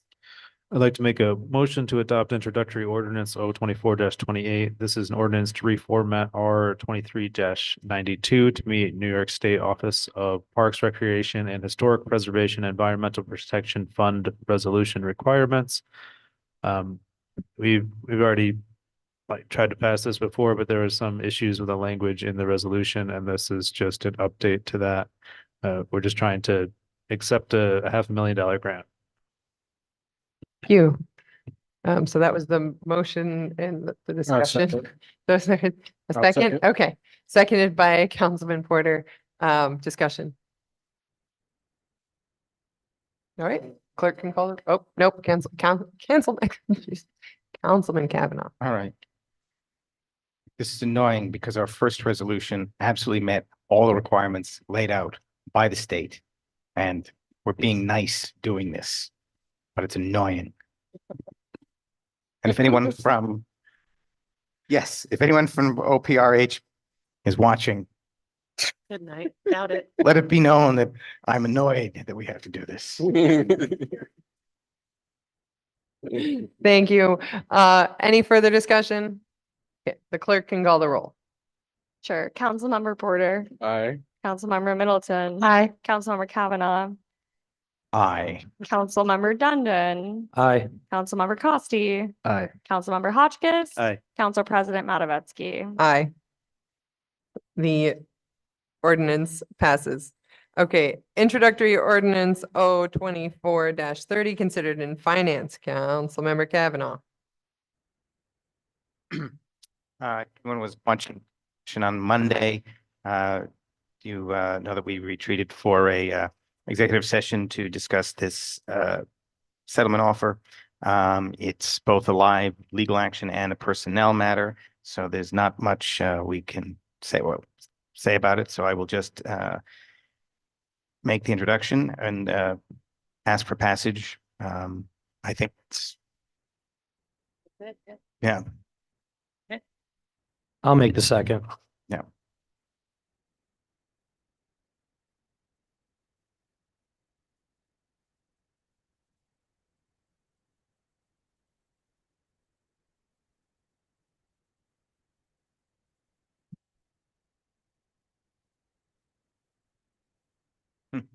All right. So but anyway, So you motioned it. yes, right? I'm motioning And there's a for second- There's a second from Yeah. Councilman Dundon yes. and, all right, great, sorry. Handing it back for discussion. Oh, yeah.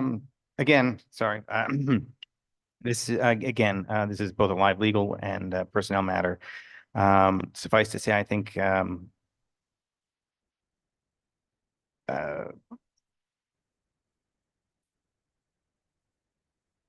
our votes will reflect that this is a step that's in the best long-term fiscal interests of the city. And that continuing a legal battle, which might lead to a morally good conclusion, is perhaps in this situation not worth the large fiscal burden to the city. And this is probably the best solution we can hope for at this time. And I think that's where I'm at after our discussion, and that's all. Thank you. Any further comment? Nope. Okay, I'm going to make the comment that as I was not at the work session, I'm planning to abstain as I'm not privy and I don't want us to go into executive session for me to get caught up to speed. So that's all I have to say. I don't believe so. I believe you only have to vote for recusals. Okay, all right. So I will hand it to the clerk to take a roll. Sure. Councilmember Porter, Aye. Councilmember Middleton, Aye. Councilmember Kavanaugh, Aye. Councilmember Dundon, Aye. Councilmember Costi, Aye. Councilmember Hotchkiss, Aye. Council President Matavetsky. I'm abstaining. Heard. So 6 ayes and 1 abstention. The ordinance passes. All right, we have introductory resolution R 24-26 considered in Public Works.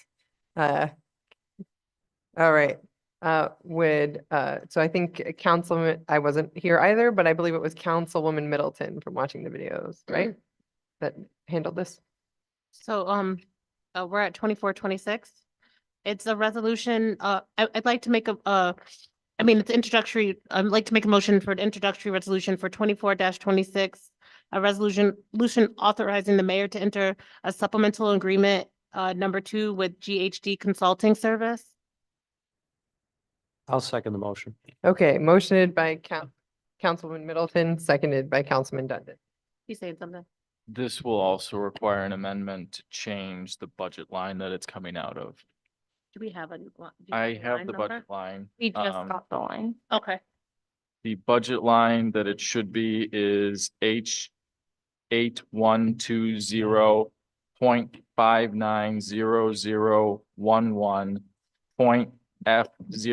8120.590011.F0015. It's the sewer pump station line. Okay. And Do you that want will replace the A 1440.54420 line. Technical services.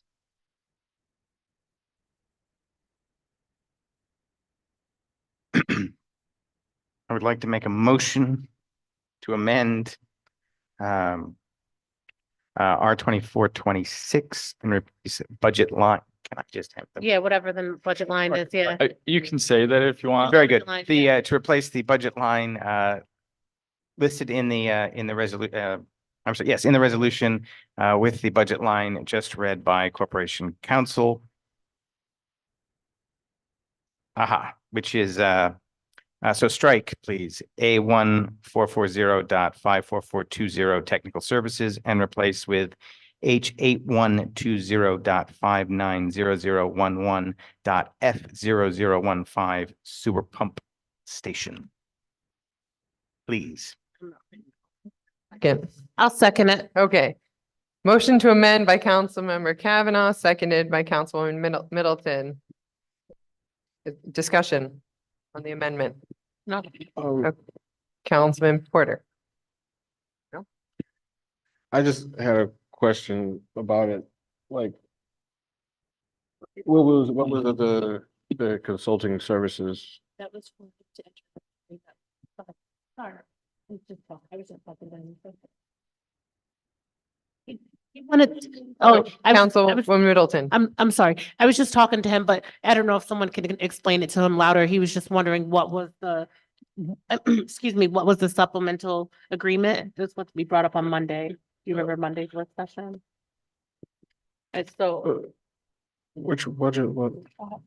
So my understanding is that these services relate to testing that's required by the New York State DEC as part of the sewer lines. Oh, okay, now it's coming back to me. Okay, Yeah. sure. Now I get it. So now I got it. Okay.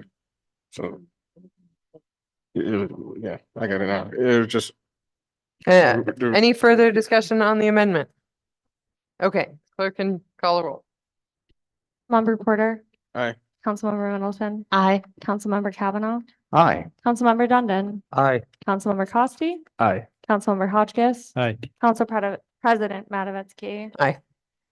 Okay, the amendment That's 7 ayes. passes. All right, so back to any further amendments? Okay, all right. Sorry. All right, discussion on the resolution as amended. Anyone? Okay, clerk can call the roll on the resolution as amended.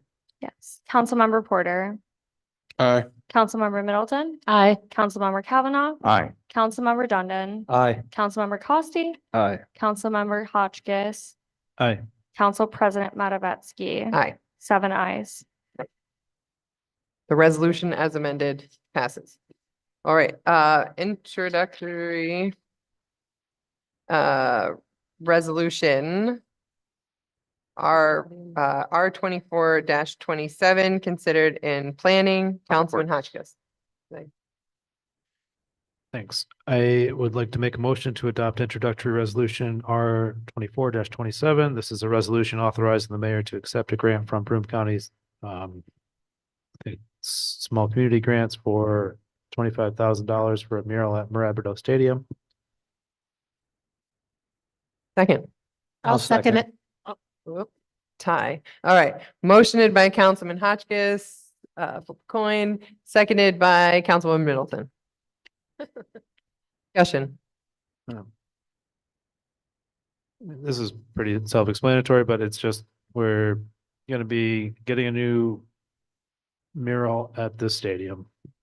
And that's what we're accepting money to pay for. Thank you. All right, the clerk can call the roll. Councilmember Porter, Aye. Councilmember Middleton, Aye. Councilmember Kavanaugh, Aye. Councilmember Dundon, Aye. Councilmember Costi, Aye. Councilmember Hotchkiss, Aye. Council President Matavetsky. Aye. Right, 7 ayes. the resolution passes. All right, introductory resolution R 24-28 considered in planning, Councilman Hotchkiss. Like to make a motion to adopt introductory resolution, R 24-28. This is a resolution authorizing the mayor to accept a grant from DOE for $76,690 for the purchase of electric vehicles.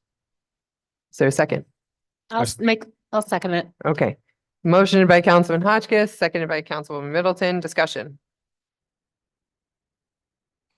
Yeah, so this, Councilman Hotchkiss. yeah, so Department of Energy has a program that is helping with electrifying fleet vehicles, and I guess this money is kind of, we can apply again every year, but right now it seems like we might be able to potentially get 4 Nissan Leafs. I think it's a good program, and yeah, happy to get some new vehicles. Thank you. Any further discussion? Okay, clerk can call a roll. Councilmember Porter, Aye. Councilmember Middleton, Aye. Councilmember Kavanaugh, Aye. Councilmember Dundon, Nay. Councilmember Costi, Aye. Councilmember Hotchkiss, Aye. Council President Matavetsky. Aye. 6 ayes, 1 nay. The resolution passes. All right, introductory resolution R 24-29 considered in planning, Councilman Hotchkiss. Like to make a motion to adopt introductory resolution R 24-29. This is a resolution authorizing the mayor or his designee is hereby authorized to accept the donation of public art from Caitlin Davy and James McIlroy. Second. I'll second it. Okay, motion by Councilman Hotchkiss, seconded by Councilwoman Middleton. Discussion. Councilman Hotchkiss.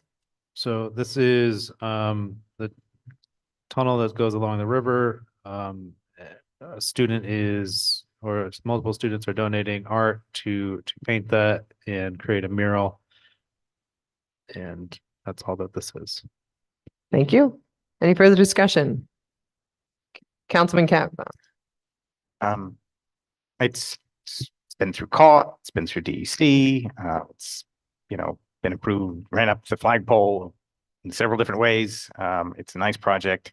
I thank the students for undertaking this, and as one of their final acts before graduating and heading off from Binghamton for now, adding something that will stay in Binghamton and help improve our city. So thanks to them.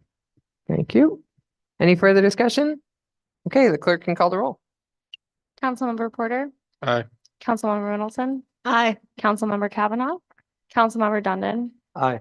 Councilmember Costi, Aye. Councilmember Hotchkiss, Aye. Council President Matavetsky. Aye. 7 ayes. The resolution passes. Introductory resolution R 24-30 considered in municipal public affairs, Councilwoman Middleton.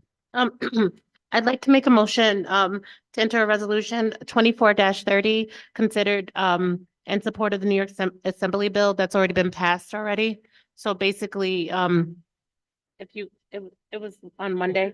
Yeah, it was, I introduced it on Monday and it's regarding housing. So I'd just like to make a motion for that. Is there a second? I'll second. Okay, motion by Councilwoman Middleton, seconded by Councilman Dundon. Discussion. I have a question. Councilman Costi. So Monday we expedited this.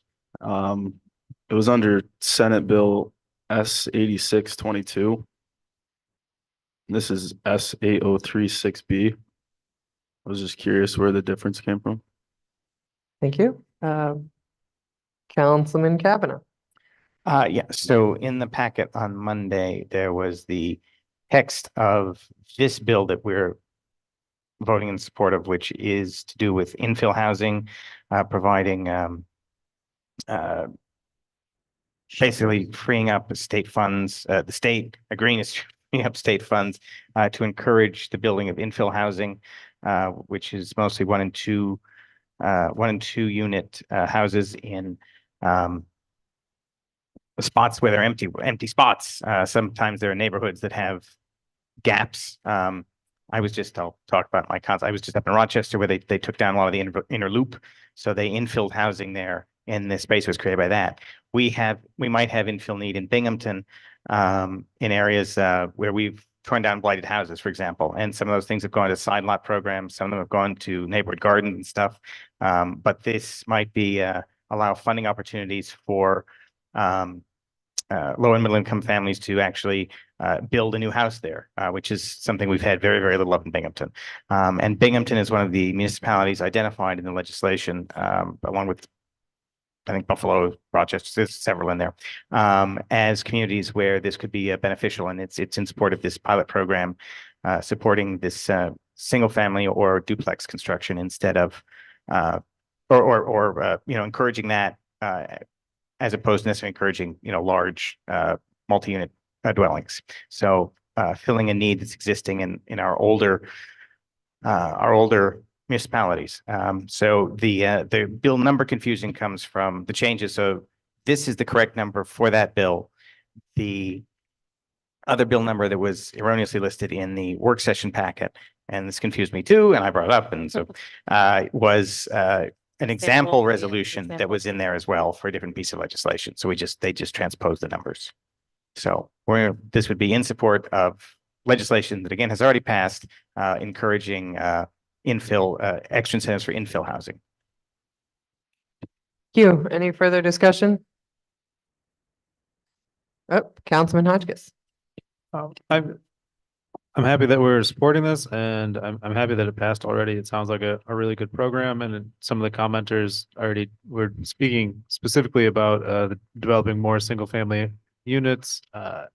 And I think infill is just like another one of the many ways that we have to try to tackle our affordable housing issues and our greater housing crisis. So I was happy to know that this was going through the state, and I hope that we can continue to do as much as we can to promote this in our community and take a closer look at where all our vacant lots are so we can make the most of this.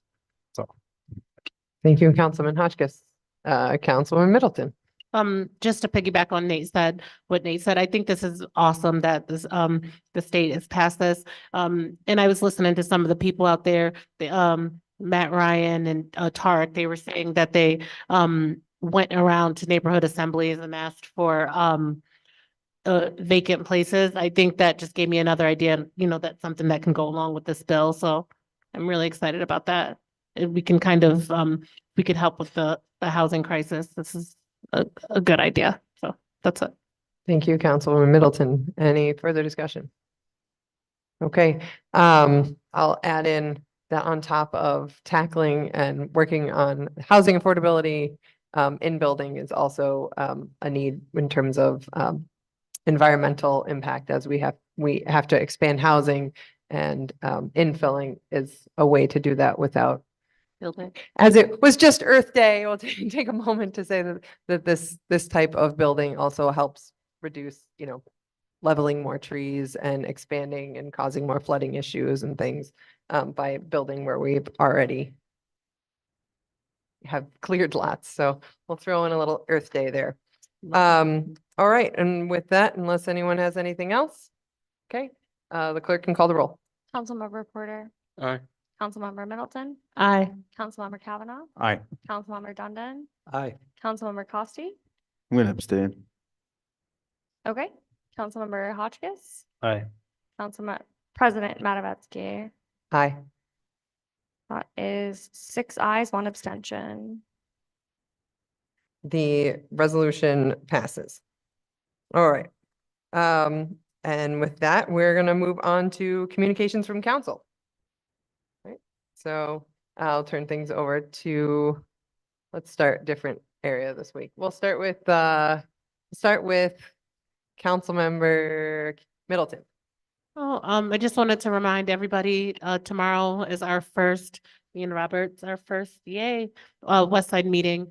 It's gonna be at 6:30 at the Unitarian Church. If you can, please come out. We'd like to know what's going on in our neighborhoods and also, to just try to see how we can service, you better. So thank you. Thank you. Councilmember Porter. Okay. There is a neighborhood watch meeting on the 14th at Woodrow Wilson, starting at 6:15. Please come out. Please make yourself known. Come out and be heard. Also had quite a few other things on my mind. There was an incident this Saturday at the 420 event outside the police station. And it just had me thinking about freedoms that we all have. I just wanted to bring up a few things. Like just dealing with one, there's the Project 2025. This is a project that is about 80 conservative organizations to put right-wing idealists in federal, state, and local positions. So when there's a Democratic president in office, these people will stall the president and his policies if it's a Democratic president, as opposed to actually working and be bipartisan. This is still happening now with that. Also, another thing was DeRay McKesson, a young activist, organized BLM march in New Orleans after the Alton Sterling shooting from police. Someone threw a rock, injuring one of the police, which McKesson had no knowledge of, or even if it was a protester at this time. He's being held liable for injury. The Fifth Circuit Court of Appeals threw out that possible collusion with the rock thrower, which they still have not found. But the Supreme Court, on the other hand, is holding him liable for the injury, which leads me into January 6th, Supreme Court, which is lined with racist, felonious, seditionist Trump lackeys, in considering ruling against obstruction in an official proceeding, which means they tried to stop the certification of the votes, which they also caused injuries to many police officers at that time. They caused injury to the police officers who were trying to stop them from that. And yet they're considering to rule against this obstruction. And if they rule against this, they will rule against Trump incitement, his incitement to those people. Just basically, I just felt like what happened last Saturday was just an infringement on people's rights. At one point, this thing has been going on for three years prior, with people assembling together, having a good time, and then being blocked off. Then all of a sudden, because they decide not to block it off with people coming there. And then people had to take on the aspect of protecting themselves by just walking on a crosswalk, or at least being in somewhere of a legal aspect of that. And then people were arrested for that as well. They were just trying to protect themselves from traffic. But at this event, I just happened to see more police presence that I've seen in the first two events when I went to those. And it was just, I was surprised by it. And basically, it seems to be coming from the higher ups to infringe upon those rights, it seems to me. People were just having a good time, but then instead of having a good time, it turned into a protest. And I'm just thinking maybe there's better ways that we can ensure that when something like this, we don't, the General Assembly for something like this, we have events for other people when they're doing things. And, or I don't know, maybe if considering a permit, if that will solve it, but they have the right to assembly. So I'm thinking a permit is kind of is a redundant aspect of it. This is I just have this feeling that when you start infringing on people's rights about one thing, and you start going down the hill with other things. And I just find it important that we, as a council, consider always about people's rights, especially being the basic right of having a home. And a basic home is just being at a place that is safe for you to stay. And that is a basic right. So I was just considering that, and that's about it. Thank you. Councilman Dundon. So there's going to be a free food and hygiene product giveaway in memory of Eliza Spencer on Saturday, May 4th from 1 p.m. until the items are gone. This event's going to be at the Hands of Hope Free Methodist Church at 270 Robinson Street, Binghamton, New York. For anybody who doesn't know in the community, Eliza Spencer was a 12-year-old girl that was murdered 2 years ago on our streets.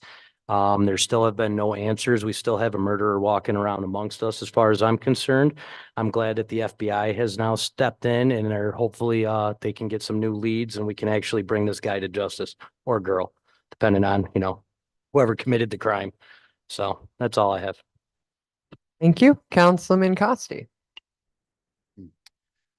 Yeah, I just want to start off. I wanted to offer my condolences to the friends, family, and colleagues of Officer Jensen of the Syracuse Police Department and Lieutenant Kusick of the Onondaga County Sheriff's Office. They're killed in the line of duty last week. It's a terrible event that happened, and just wanted to offer my condolences to the family, friends, everyone involved.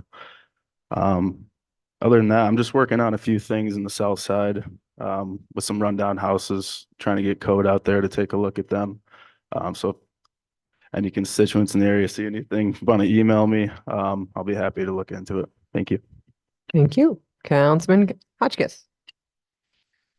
Yeah, I just want to thank everybody that came and participated in the public hearing. I think it's one of the refreshing and grounding parts of this work and hearing from people and their perspective on a given topic.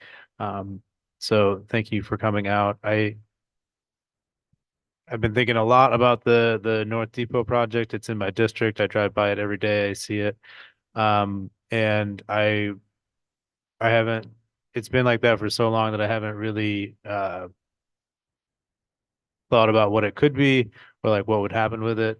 So after having the planning meeting where it was brought up that it might be redeveloped into market rate units, and then that kind of got me thinking about it. And I would really like what would be the ideal thing where it could like satisfy what the developers are trying to do, but then also meet our community need for affordable housing. And there's been a lot of movements in different communities to develop inclusionary zoning or inclusionary housing where you have a circuit or you're catering to multiple housing needs in the same building. So you could have like your market rate, but then also have affordable units. And I think we don't, as far as I know, we don't have that anywhere in Binghamton, but I think that would be something that I would support. And then like as these these guys are coming forward and saying like, well, we're using 50 front as a example of why like there's demand for this, and that this is viable. If we can get a project that has inclusionary zoning, and we could say, look, people are willing to like live at market rate units and then have other people that are paying less for at affordable units, and then that's viable. That becomes a case study that other developers can reference for future projects, and then that can become normalized in Binghamton, that we're always adding affordable units to any new development. And that would be what it would take, I think, for me to support that project, is getting that level of commitment from the developers.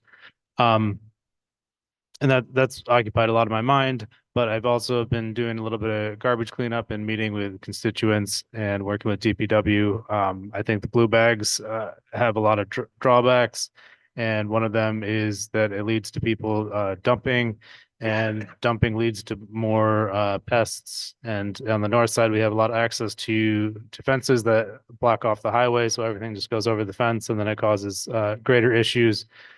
So the whole argument that it's like environmentally friendly to promote recycling, I think, is kind of lost when it's also promoting people throwing trash over a fence.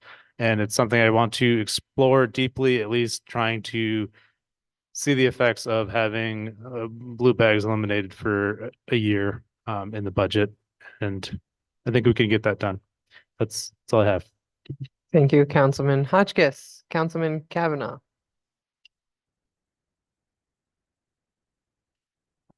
Okay, I brought show and tell this week. Last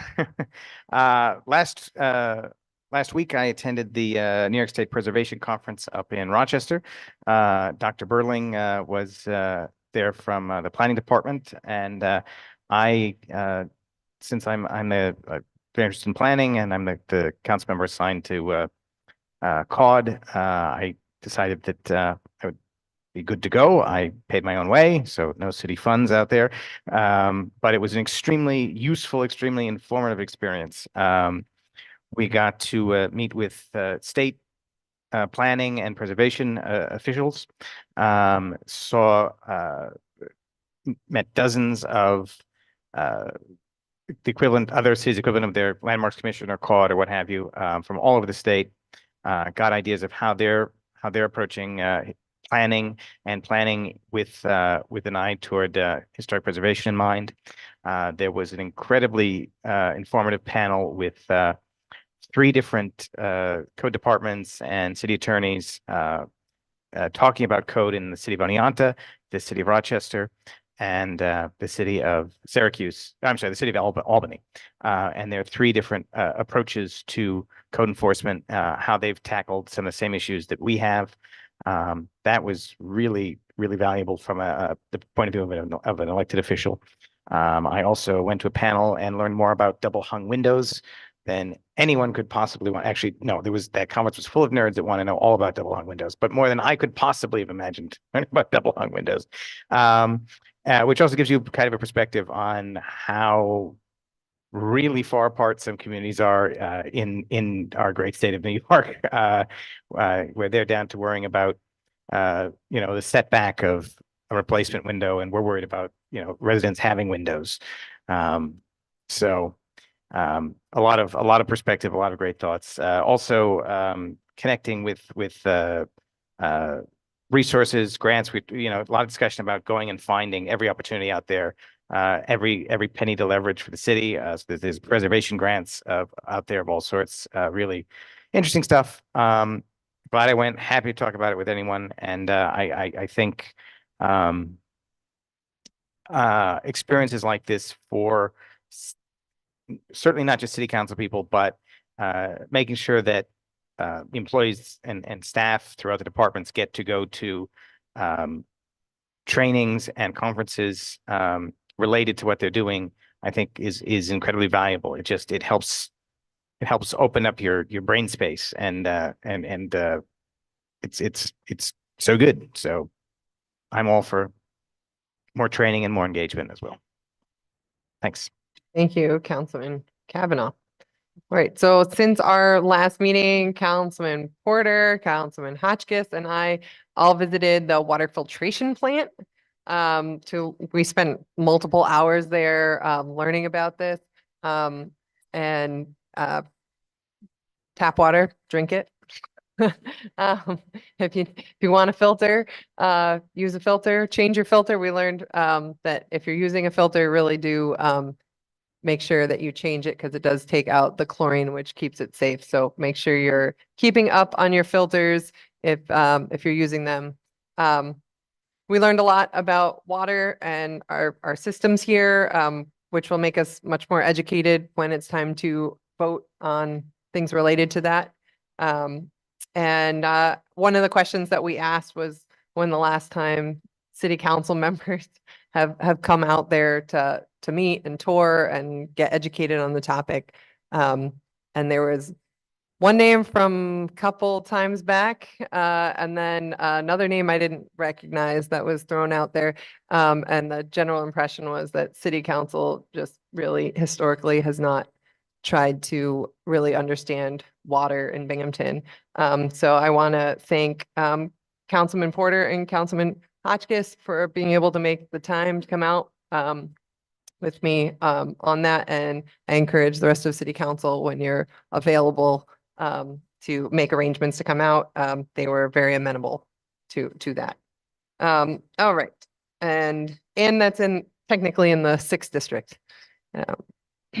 So there's also some job openings that we learned about there. So if you're interested, I believe it was $23 an hour while you're training. And then after, I think it was either 1 or 2 years, it goes up to $25 once you pass some sort of vetting at that point. And the people we interacted with seemed very nice. All right. With the new, so check online for all open city positions if you're looking for gainful employment. With the news report of the CVS closing, I guess technically in the 6th district, but impacting the 5th district quite a bit.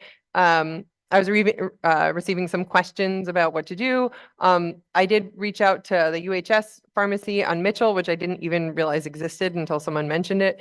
The pharmacy supervisor there mentioned there are actually financial assistance programs that UHS has, not just for medical, but also for pharmacy. They also have 5 programs that they wanted me to make people aware of relating to harm reduction. So they have a drug take back bin there to dispose of unwanted medication. They have Sharp Spin for disposal of needles. And then through the county, they offer doTERRA bags for disposing of unwanted medications at home. And they participate in ESAP, Expanded Syringe Access Program, selling 10 packs of insulin syringes, and the NCAP program, which provides free Narcan to anyone that would like a kit. So little pharmacy that I didn't even know exists. And it is in the south side. So we still have two pharmacies in that vicinity. We had a Southside neighborhood cleanup this past Saturday. We had great turnout. It was in honor of Earth Day, and lots of bags. We spread out in small groups. And so if people saw people walking around with big orange bags, it was a big Southside cleanup. We cleaned areas of District 6 and District 5. Councilman Costi had work that day. We communicated. And it was great just to get out there, get to know our neighbors, talk to people as they saw us cleaning up, asking us who we were, what we were out there doing. It was a beautiful day for it. And I'm really sore because 2.5 hours of carrying big trash bags and walking around, picking things up. So it was also a good exercise. We just missed the Southside neighborhood meeting. It started at 7 p.m. today, so we'll skip through that. They are navigating, trying to figure out how to work around city council meetings. So hopefully next month it'll be workable. Breaking Down the Silos Southside Showcase, Wednesday, May 8th, 2024, 5 p.m. to 7 p.m. Everyone's favorite entrepreneurial focused networking event is headed to Binghamton Southside. Join the Kaufman Southern Tier Incubator and May's title sponsor, the City of Binghamton, for Breaking Down the Silos Southside Showcase. Mingle with like-minded professionals and visionaries while we spotlight Southside businesses, enjoy food from South City pub and grill, and learn why the South Side is spectacular. That's at number 5 Commons, and there is, if you Google for it, I'm sure you'll be able to find it, and there's you do need to register for the event. Discovery Center, May 1st, Friday art show and free admission night. So that's May 3rd from 4 p.m. to 7 p.m. And also at the Discovery Center, Kids Cultural Kaleidoscope, April 27th, 10 a.m. to 2 p.m. Take a trip around the world at the Discovery Center from 10 a.m. to 2 p.m. on Saturday, April 27th, when we celebrate cultures from around the globe. Binghamton University community members and the Discovery Center will present a day-long festival with musical performances, cultural displays, craft demonstrations, food samplings, and an international fashion show. Learn about the customs of people from our community as they display their unique heritage. All festivities free with admission. And with that, I'll take a motion to adjourn. Actually, Nope. President Matavetsky, I forgot to mention Workers' Memorial Day. Oh, yeah. is This Saturday, at the American Legion on Robinson Street. What I time? believe it starts at 2:00. So it's Okay. actually, it's Sunday, the 28th from 2 to 5 p.m. at the American Legion Post 1645 It's Yep. Sunday? this Sunday. Okay, I At thought 2? Yes. at 2. All right. It's a Sunday. Is it Saturday or Sunday is the 28th. Yeah, Sunday, the 28th. Mhm. Okay. And I'm sorry, and I forgot to mention that this week is Harper Strand's cleanup. So it's gonna be at every school district.